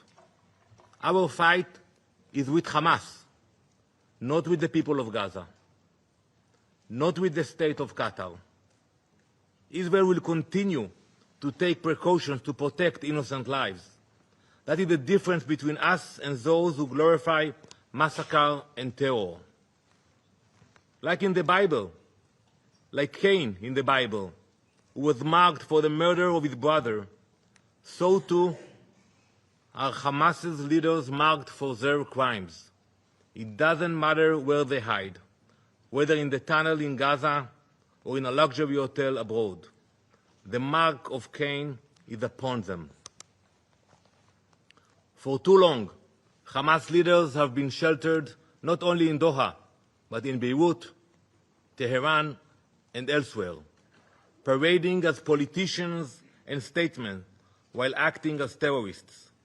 They are treated like celebrities, when in reality, they are commanders of massacre and barbarism. This false disguise of legitimacy gave them freedom to move, to buy weapons, to recruit through so-called humanitarian networks, and to spread propaganda on international platforms that should have rejected them. This strike sends a message that should echo across this chamber. There is no sanctuary for terrorists, not in Gaza, not in Tehran, not in Doha. There is no immunity for terrorists. And yet, here in this Council, some members chose to give Hamas legitimacy, even protection. Israel will not. We will act against the leaders of terror wherever they are hiding. Mr. President, we have heard today in this Council allegations about a breach of the territorial sovereignty of Qatar. But one must ask, where were these concerns when sovereignty was violated by terror itself? On October 8, when Hezbollah launched rockets across Israel's border, when Houthis fired a ballistic missile at Ben Gurion airport, or just days ago, when a Houthi drone crashed into the arrivals hall of Rabon airport, injuring civilians.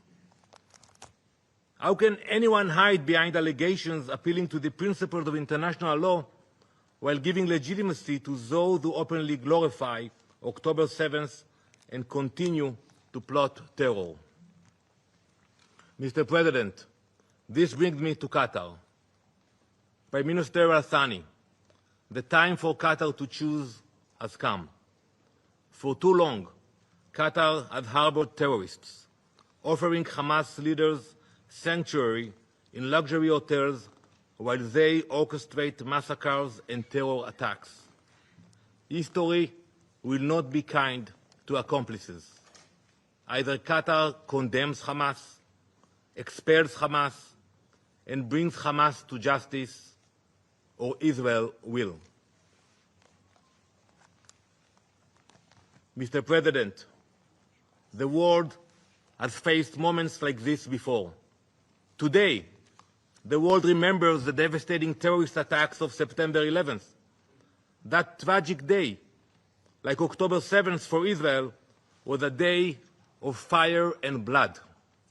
In the aftermath of 9/11, the countries that uphold freedom, equality, and democracy in this Council stood shoulder to shoulder. 2 weeks later, this Council adopted Resolution 1373. It said plainly, no state may harbor terrorists. No state may fund them. No state may give them safe haven. I urge you all to read this resolution. Any government that does so breaks this Council-binding obligations. That principle was clear then. It must be upheld today. And when bin Laden was eliminated in Pakistan, the question asked was not, why target a terrorist on foreign soil? No one asked that question. The question was, why was a terrorist given shelter at all? The same question must be asked today. There was no immunity for bin Laden, and there can be no immunity for Hamas. And in facing terror, history shows that members of this Council have done the very same.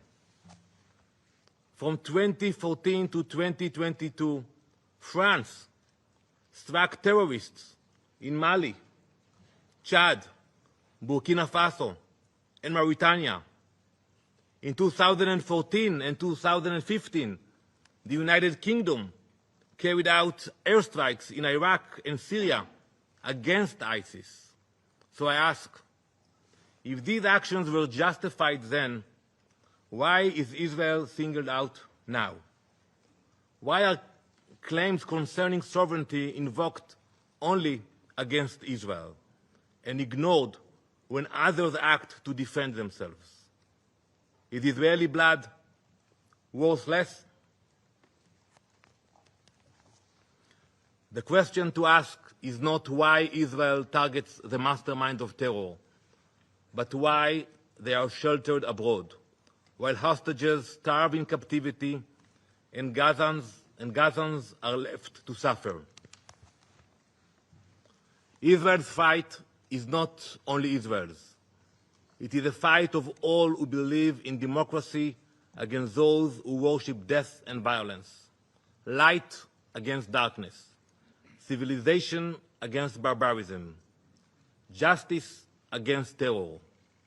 We will continue until the hostages are free, until our people are safe, and until terror can no longer find sanctuary in any corner of the world, because there is no, and there never will be, immunity for terrorists. Thank you, Mr. President. I thank the representative of Israel for the statement. I now give the floor to His Excellency Mr. Ayman Safadi, Deputy Prime Minister and Minister for Foreign Affairs in the Inspectorate of the Hashemite Kingdom of Jordan.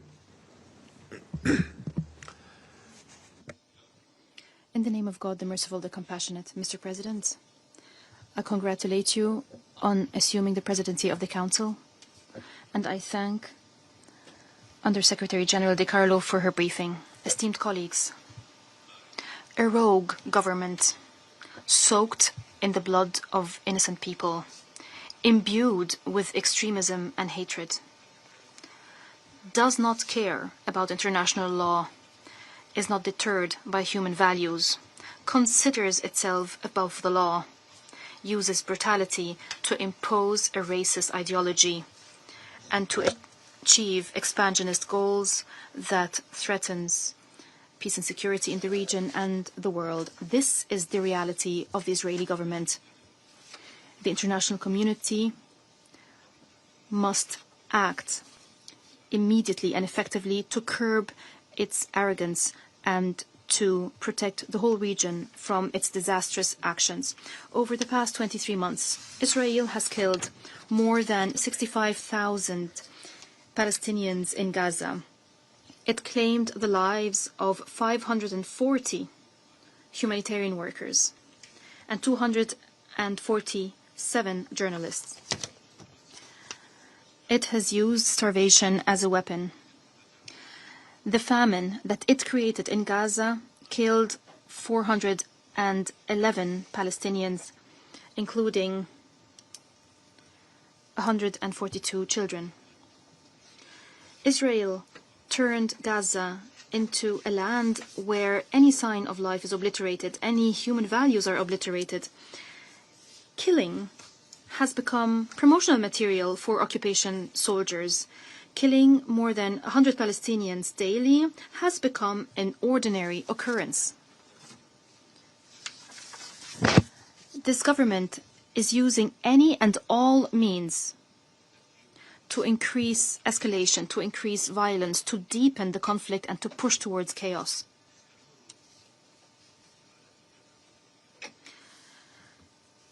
It continues to commit genocide in Gaza. More than 1 million Palestinians in Gaza City are faced with the threat of being killed or dying of starvation or being forcibly displaced to camps where Israel has destroyed the lives of those who are forced to go to those camps, camps in wastelands, lacking all basic necessities of life. And Israel is preventing the delivery of humanitarian and medical aid to these camps. It prevents the delivery of baby formula, bread, and water.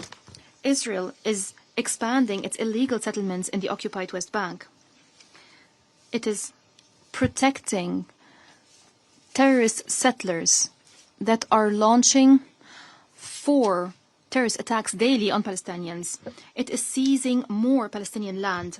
It is imposing a blockade on the Palestinian people and its legitimate leadership economically, and it's imposing a blockade on their lives. It is thereby killing all prospects of achieving just and durable peace. Today, just hours before this meeting, the Prime Minister of Israel says that he allowed for building new illegitimate settlements in the occupied Palestinian territories. He boasted about preventing the establishment of a Palestinian state. He boasted about killing all prospect of peace and subjecting the peoples of the region, including the Israeli people, to more conflict and more wars.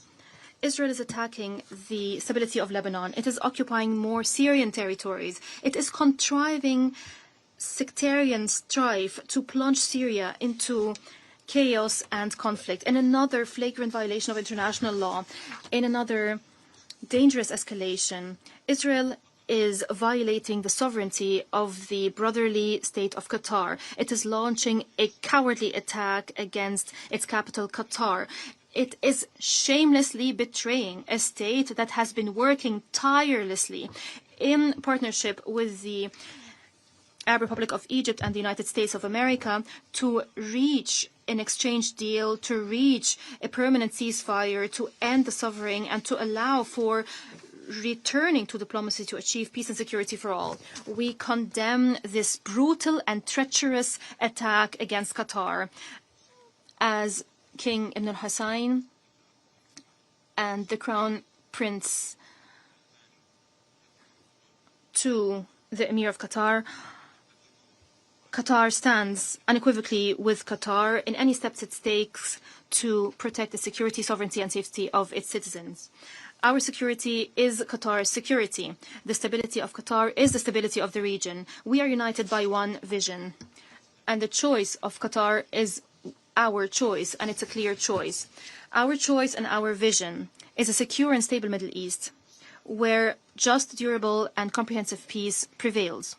A Middle East that realizes the right of the Palestinian people to life, freedom, and statehood. A Middle East that secures that guarantees the security of the Israelis and the Palestinians and all peoples of the region. A Middle East where cooperation replaces conflict and hope replaces despair. The Israeli government and its extremists are lying when they're trying to justify their betrayal of Qatar after all the efforts it has been making to reach an exchange deal and to end the war. They're lying when they claim that they're surrounded by those who wish to destroy them. All Arab countries are committed to achieving just and durable peace that ensures the security of Israel, ensures that it has normal relations with the countries of the region in the context of implementing the two-state solution that ends the occupation and that establishes an independent sovereign Palestinian state on national Palestinian soil along the lines of the 4th of June 1967, in line with international resolutions, living in peace and security side by side with Israel. Israel has yet to engage positively with the Arab Peace Initiative of 2002, the declaration of the Conference on the Two-State Solutions that was organized by the Kingdom of Saudi Arabia and the French Republic last July, which was attended by 125 states, confirmed unequivocally that we choose the just peace. The meeting that will be held here in the United Nations as a follow-up to this conference offers an opportunity to all states to support peace efforts by recognizing the Palestinian state and by supporting the two-state solution as the only way to achieve peace. We want just peace. But the reality is that there is no Israeli partner now to work with to achieve said peace. Esteemed colleagues, your august Council holds the responsibility of protecting peace and security, and it has the tools. Use those tools, apply international law and the Charter of the United Nations, which form the basis of your legitimacy. Use those tools to ensure the acceptance of the exchange deal that Qatar, Egypt, and the United States have been working on. Use these tools to stop the aggression on Gaza, to end the starvation, to enforce the entry of humanitarian aid, to protect what is left of the credibility of international law and international humanitarian law, to restore the belief that human values and international law exist to be applied without discrimination, without selectivity, to reaffirm that no aggressor should be granted immunity and that there is no state above the law, to revive the hope that conflict is not the fate of the region and that peace is possible and it's our common goal and we can achieve this goal if the necessary will is demonstrated. Ladies and gentlemen, the message that Israel has sent through its attack on Qatar is that it will persist with its aggression. It will persist with violating the sovereignty of states. It will persist with violating international law. It will persist with killing civilians and innocent people. It will persist in imposing a famine on Gaza. It will persist in preventing 6,000 students in Gaza from the right to education because it is enjoying immunity. It is evading accountability for all these crimes. Esteemed colleagues, injustice has reached unconscionable levels. Stop it. Stop this injustice before it's too late. Thank you, and may the peace, mercy, and blessings of God be upon you. I thank His Excellency Mr. Safadi for the statement. I now give the floor to His Excellency Mr. Anwar Gargash, Diplomatic Advisor to the President of the United Arab Emirates. Mr. President, I would like to begin by thanking the Republic of Korea for promptly convening this emergency session. I'd also like to thank Ms. Rosemary DiCarlo for her comprehensive briefing. The United Arab Emirates endorses the statement that Kuwait will deliver on behalf of the Gulf Cooperation Council, along with statements from the Arab and OIC groups. The high-level participation in this session clearly underscores the gravity with which we view this Israeli aggression against the state of Qatar. Mr. President, the UAE has condemned in the strongest terms the blatant Israeli attack against the state of Qatar, which represents a flagrant violation of Qatar's sovereignty and the Gulf state's security. It is a serious assault on international law, including the UN Charter, and it is an irresponsible escalation that threatens regional stability and international peace and security. Yesterday, the President of the UAE, His Highness Sheikh Mohammed bin Zayed Al Nahyan, visited Doha. He reaffirmed our complete solidarity with Qatar, its leadership and people, and our firm support for all measures that Qatar takes to protect its sovereignty, territorial integrity, and the safety of its people.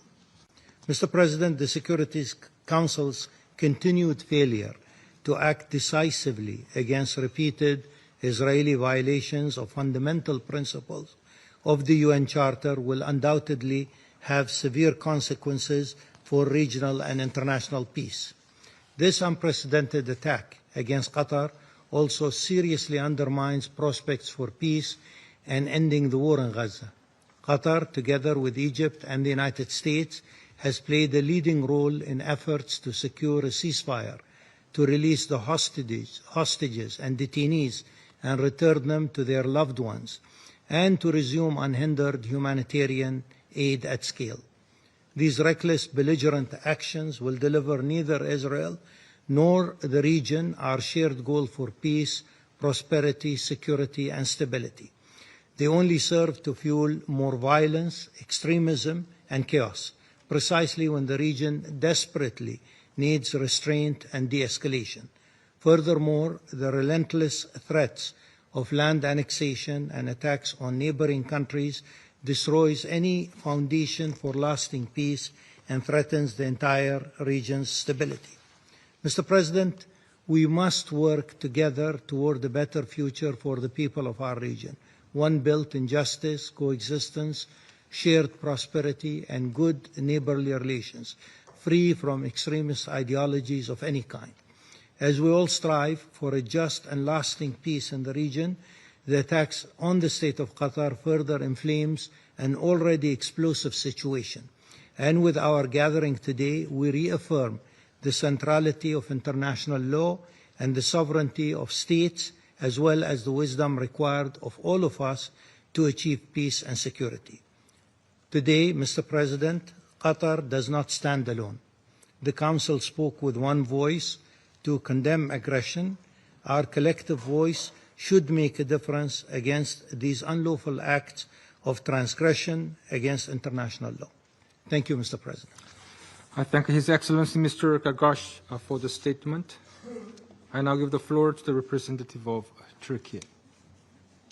Mr. President, I have the honor to deliver the following statement on behalf of the member states of the Organization of Islamic Cooperation in my capacity as chair of the group. Mr. President, let me express our appreciation to you for prompt convening of this meeting following the Israeli attack, which targeted the residential headquarters of members of the political bureau of Hamas in Doha, State of Qatar, on Tuesday, 9 September, resulting in death of several persons, including a Qatari or more Qatari citizens, while leaving many others injured in the residential area. The OIC group condemns in its strongest terms this despicable and unwarranted attack against the State of Qatar in flagrant violation of its territorial sovereignty and national security. There is no doubt that this dastardly action constitutes a blatant violation of the norms of international law and certainly the Charter of the United Nations, much as it represents an overt threat to both the security of the Middle East region and indeed international peace and security. Indeed, this attack represents state terrorism and is part of a pattern of systematic policies and ongoing efforts by Israel to destabilize the region. We express our full solidarity with the State of Qatar during this critical period, while we stand united in support of the right and duty of the State of Qatar to respond decisively to any reckless breach or aggression that threatens its security and jeopardizes regional stability. We also support Qatar as it takes necessary measures to protect its citizens and defend its sovereignty and territorial integrity, including political, diplomatic, and legal measures. We commend the tireless and sincere efforts made by the State of Qatar under the leadership of His Highness Sheikh Tamim bin Hamad Al-Thani, Emir of the State of Qatar, in the areas of mediation, de-escalation, and peaceful resolution of disputes in the region and beyond. These efforts are crucial to maintaining international peace and security in accordance with the Charter of the UN. We appreciate the commitment of the State of Qatar to continue its steadfast and constructive approach of standing with its brothers and friends and in advocating for just humanitarian causes, thereby strengthening the foundations of international peace and security. In this regard, OIC Group calls on the United Nations Security Council to take firm measures in the face of this unjustified use of armed force against the sovereignty of Qatar, an act that constitutes an obvious threat to international peace and security. Accordingly, we call on the Council to hold Israel accountable for this act of aggression. OIC Group recognizes that this latest act of aggression against a peace-loving, mediating state in our region is yet another example of the impunity which has continued to characterize Israel's relations with the countries in the Middle East. It has become obvious that the absence of any deterrent measure by the United Nations, and especially this Council, has continued to embolden the Israeli authorities in its incessant violation of international law and the charter of this organization. We recall the unwavering position of the Organization of Islamic Cooperation pursuant to its charter, as well as its various summit and ministerial resolutions, which firmly reject any aggression against the sovereignty and security of any of its members. We call on the international community to strongly condemn this illegal attack against Qatar as a way of promoting, supporting, and defending noble principles of peace and security within the global setting. I thank you again, Mr. President. I thank the representative of Turkey for the statement.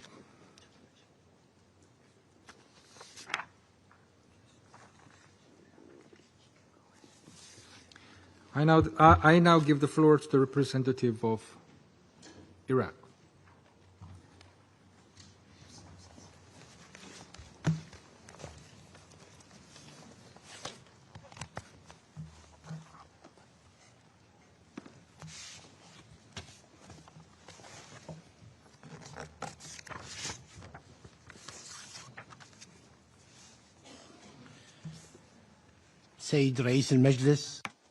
Mr. President, I would like to seize this opportunity to congratulate you on assuming the presidency of the Security Council this month.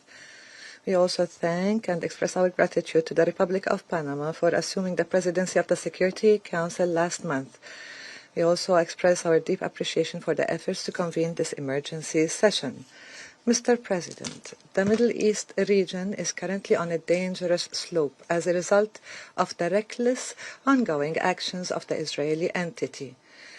And at a time when voices are rising, demands are growing for calm and de-escalation, for intensifying diplomatic efforts, and for ending the ongoing bombardment of the occupied Gaza Strip and the series of crimes committed there. Amidst all of this, the Israeli entity is once again deliberately trying to drag the region and the world onto a dangerous path by committing a blatant attack on Tuesday, September the 9th, 2025, targeting residential buildings where a number of members of Hamas political bureau reside in the Qatari capital, Doha. This attack resulted in the death of a number of people, including a Qatari citizen, in addition to a number of injuries. The attack took place in a residential area that includes also a school and houses. We reiterate that this attack constitutes a flagrant violation of all international laws and norms. It is a serious threat to the security and safety of citizens and residents of the state of Qatar. These repeated attacks by the Israeli entity are nothing but acts of aggression against the entire region and a flagrant threat to international peace and security. As such, we call upon the international community to shoulder its legal and moral obligations in the face of these attacks. We stress the need for firm and strict international positions, especially in the Security Council. This attack represents state terrorism and comes in the context of systematic policies and continuous attempts by the Israeli entity to destabilize security and stability in the region. It requires a policy of zero tolerance for such reckless behavior, this constant tampering with the security of the region, or the targeting of the security and sovereignty of states. Mr. President, the Arab group condemns in the strongest terms the Israeli attack on the Qatari capital, Doha, and the threat to the safety and security of its citizens, as well as the violation of the safety and sovereignty and territorial integrity of the Qatari state. We support the state of Qatar within the framework of its right and duty to act decisively against any reckless violation or aggression that undermines its security and threatens the stability of the region. We support Qatar in preserving its right to respond to this blatant attack and to take all necessary political, diplomatic and legal measures to protect its people and defend its sovereignty and territorial integrity, including, as we said, political, diplomatic and legal measures. We commend the tireless and sincere efforts undertaken by the state of Qatar in the framework of mediation, de-escalation and the peaceful resolution of disputes in the region within the framework of maintenance of international peace and security in accordance with the UN Charter. We value Qatar's affirmation that it will continue this constructive approach, standing with brothers and friends and supporting the just human causes in a manner that would safeguard and bolster international peace and security. The current phase also requires the redoubling of our efforts and that our top priority should be to stop the targeting of civilians and save the regions from the evils of war. Mr. President, the foundations of protecting regional and international security, which are your responsibility, require us to stand today to stop these attacks immediately, to hold accountable those who threaten our security and stability, to hold the Israeli entity legally and politically responsible for these irrational and reckless acts, and take all measures to stop these violations and ensure their non-recurrence. Thank you, Mr. President. I thank the representative of Iraq for the statement.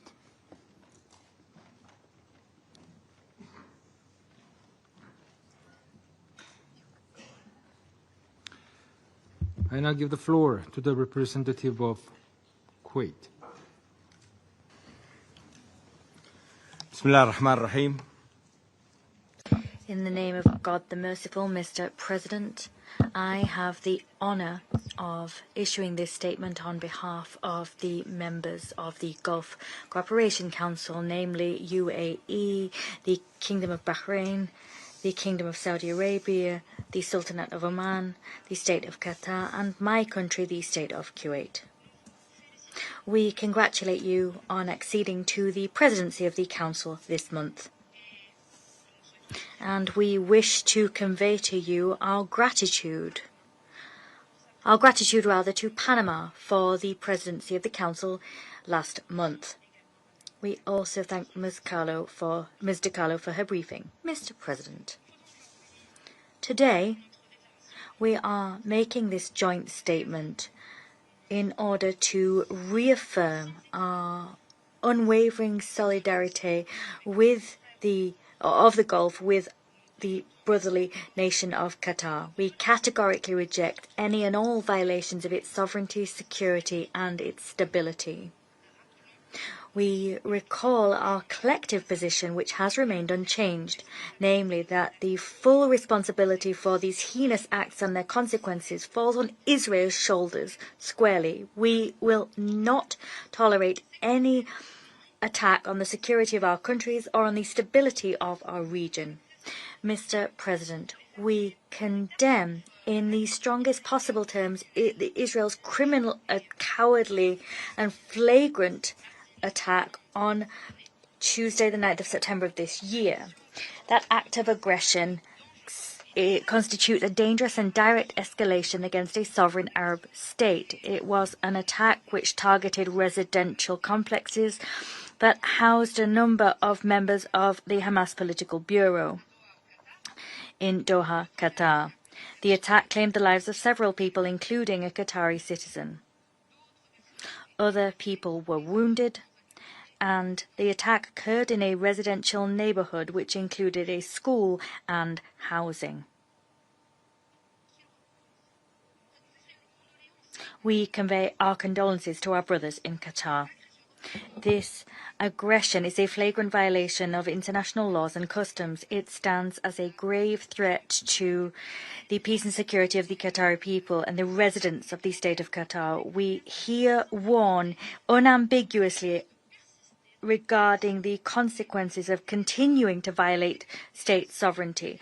National security of states or the countries of the GCC is a red line for us, and similar acts will be met with collective actions, tougher in nature, and legal political measures as deterrence, according to what's agreed upon within international organizations. Mr. President, this aggression occurred as part of systematic policies and continued attempts on Israel's part to undermine regional security and stability. We cannot stand for this irresponsible Israeli behavior, this reckless Israeli behavior which imperils the region's security. We must not tolerate any action which targets our sovereignty and security. This hostile approach will be met with a united stance of the Gulf countries. There will be no compromises made on sovereignty or security. Mr. President, we reiterate that the state of Qatar has the right and duty to deal with any aggressions or violations which undermine or threaten stability in the region. It can do so in the strongest terms. Qatar has the right to respond to the heinous attack and to take all measures necessary to respond to it in order to protect its people, defend its sovereignty and its territorial integrity. This includes taking diplomatic, political and/or legal measures. We reiterate that this right is enshrined in the United Nations Charter. We recall that dealing resolutely and firmly with this aggression will act as a deterrent to those tempted to undermine the security of a state. This aggression was not only against Qatar but against the region as a whole. The attack constitutes a flagrant threat to international peace and security. We consequently urge the international community as a whole to shoulder its legal and moral responsibilities in terms of these rogue attacks, and we urge the international community to hold the perpetrators accountable. In this connection, we insist that there is a need to adopt decisive, resolute measures as blocks and as regions. This applies also and particularly to the Security Council. The Council must adopt practical and immediate measures, including clear measures to deter any further acts of aggression, and the Council must lever all accountability tools to ensure that this flagrant aggression against the sovereignty of a state that plays a central role in de-escalation efforts does not occur again.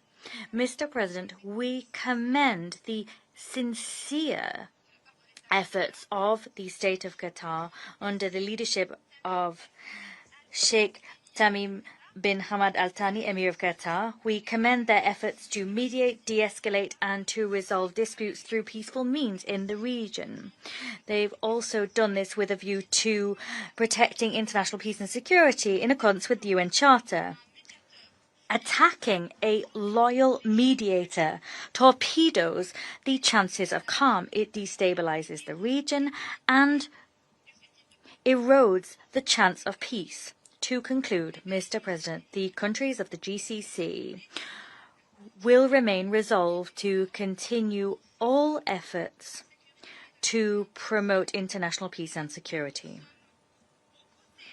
We stand shoulder to shoulder with the State of Qatar, a brotherly state, and we call for this aggression to be referred to specialized international mechanisms. The international community must hold the attackers accountable immediately. Thank you. I thank the representative of Kuwait for the statement. I now give the floor to the representative of Egypt.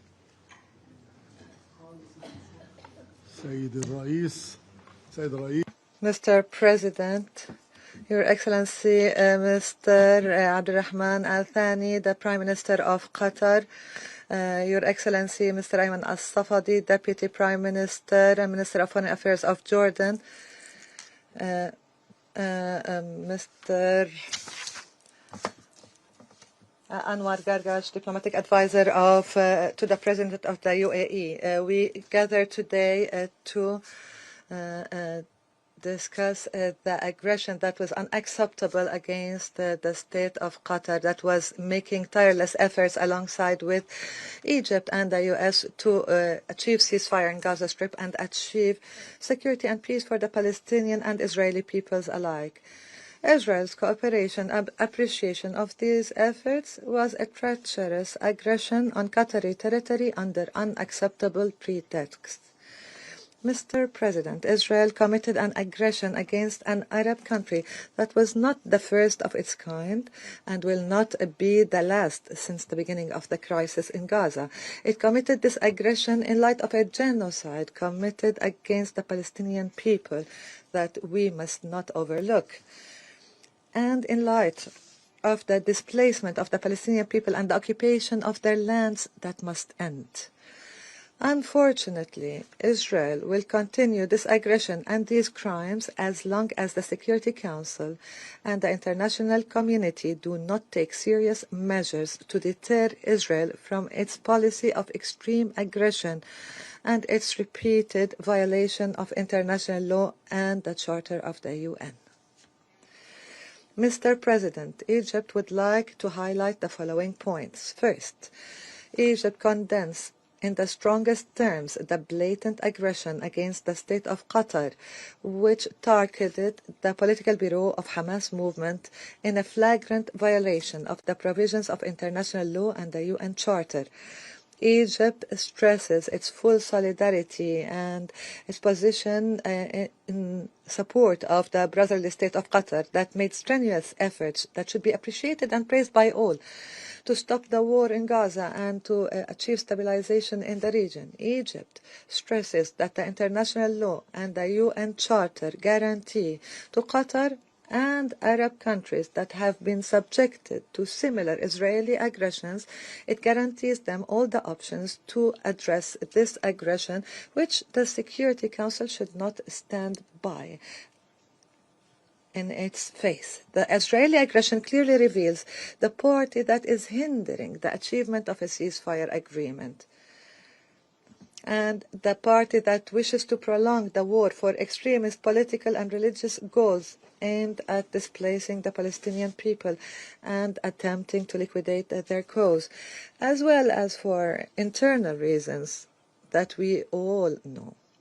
The aggression targeted Qatar, which is making tremendous efforts with Egypt to reach this agreement and aimed at a meeting that was scheduled to discuss the latest offer to stop the war and proposals to do that, which of course will further cause difficulties and make it difficult to reach a solution within the negotiations. Third, this brutal attack clearly reflects the ideology of Israeli politics, which knows nothing but the language of killing, destruction and aggression, an ideology that does not distinguish between right and wrong and is even assaulting those who are helping it.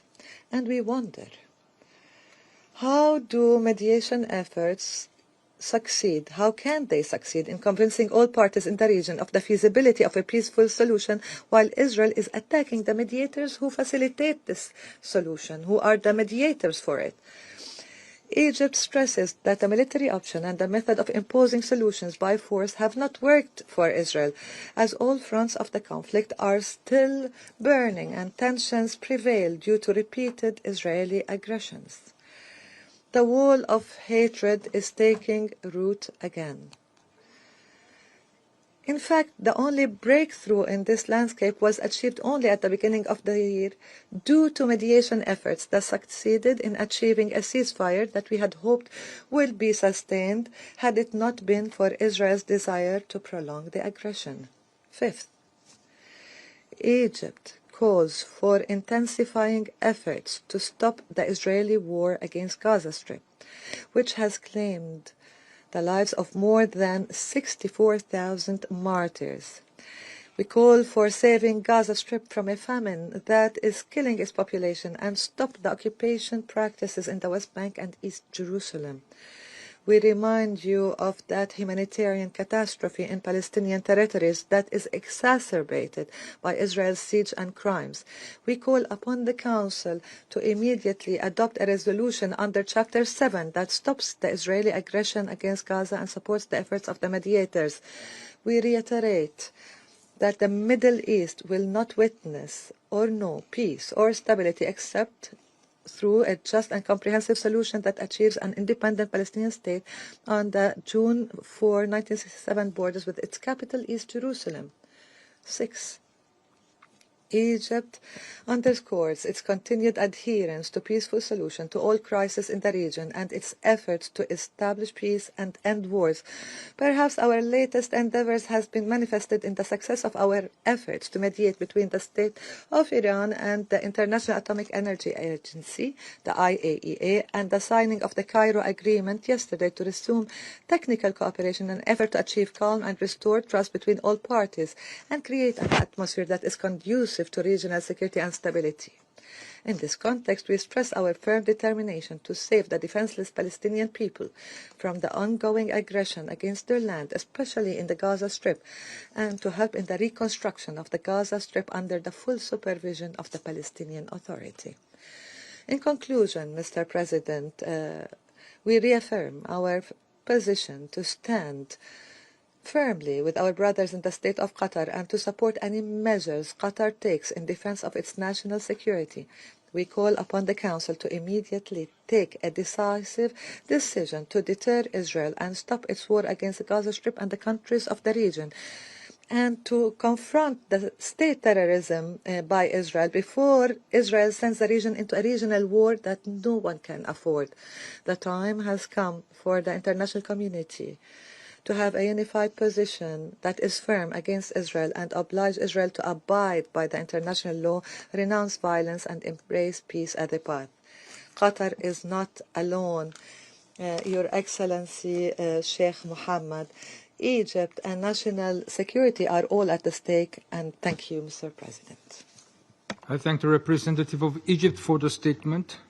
The representative of Pakistan has asked for the floor to make a further statement. I give them the floor. Thank you, Mr. President. I am obliged to take the floor to respond to some comments. The representative of Israel perhaps did not listen attentively to all council members and other speakers in today's debate. And in our view, it is unacceptable, indeed ludicrous, for an aggressor, an occupier, a serial violator of UN Charter and international law,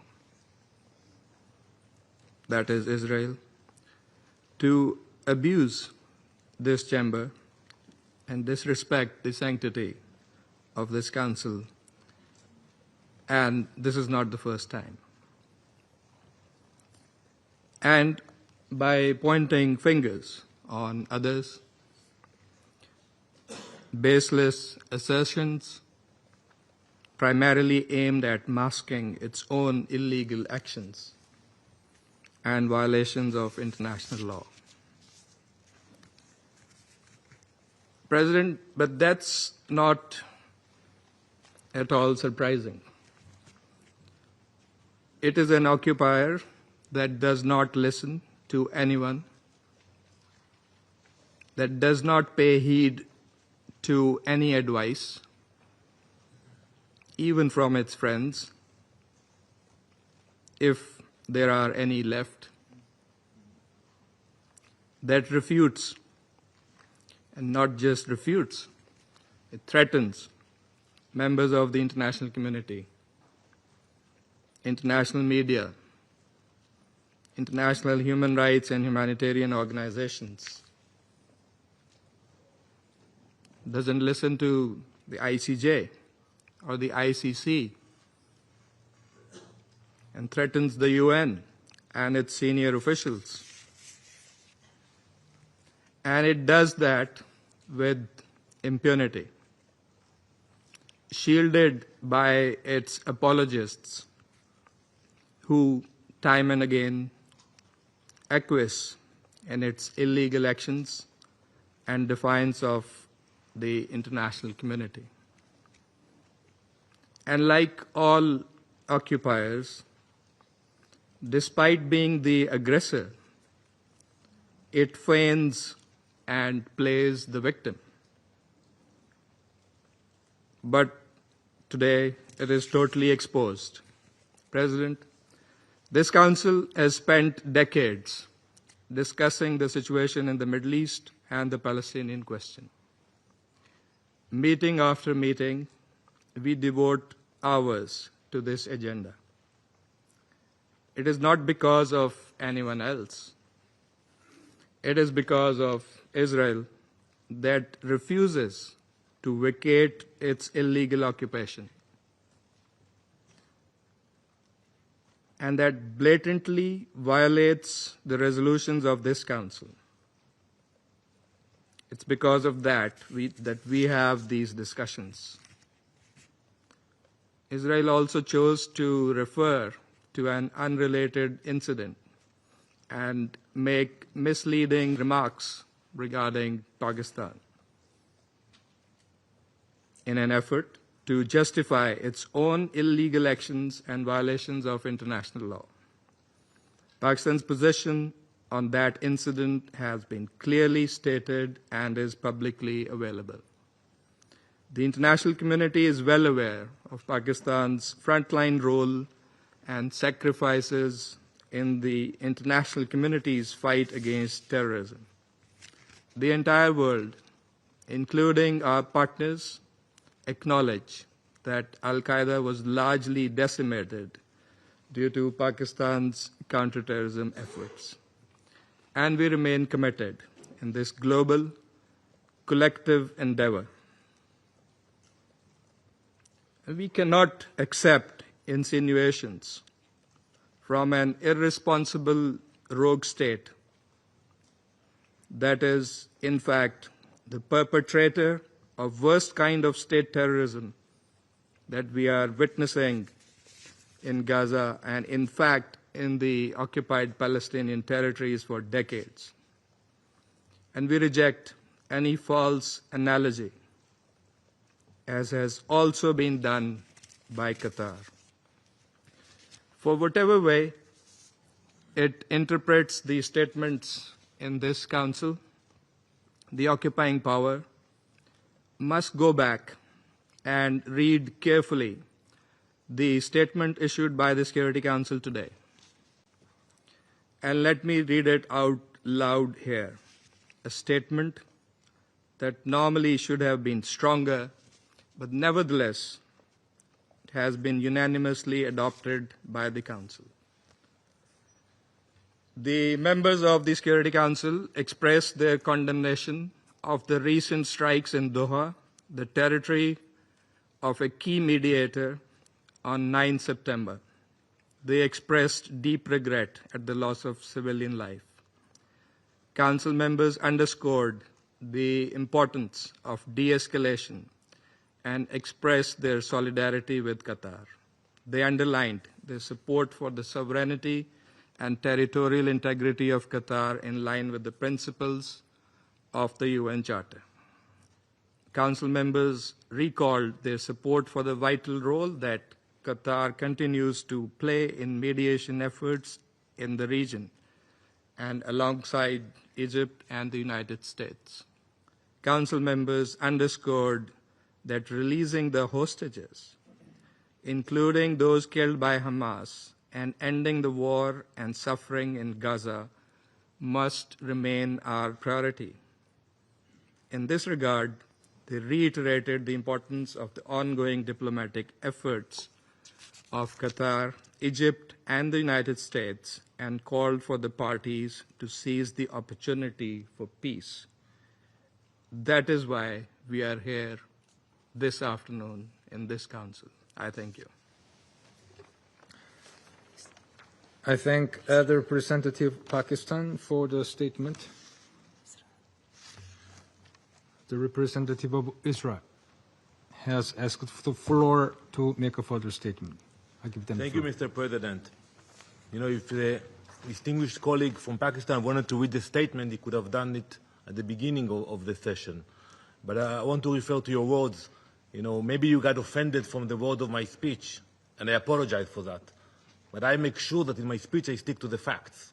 And the fact is that Osama bin Laden was killed in Pakistan. And no one condemned the US. And when other countries in this council attack terrorists, no one condemns them. And that is the issue of double standards. When you apply different standards on Israel, then the standard you apply on yourselves, that is the problem of this institution. So yes, you cannot change the fact that 9/11 happened, and today we mark this day. You cannot change the fact that Osama bin Laden was in Pakistan and he was killed on your territory. But I would ask you, when you criticize us, and I'm sure it will continue in the future, think about the issue of double standards, which standards you apply to your country, and which standards you apply to Israel. Thank you, Mr. President. I thank the representative of Israel for the statement. There are no more names inscribed on the list of the speakers. The meeting is adjourned.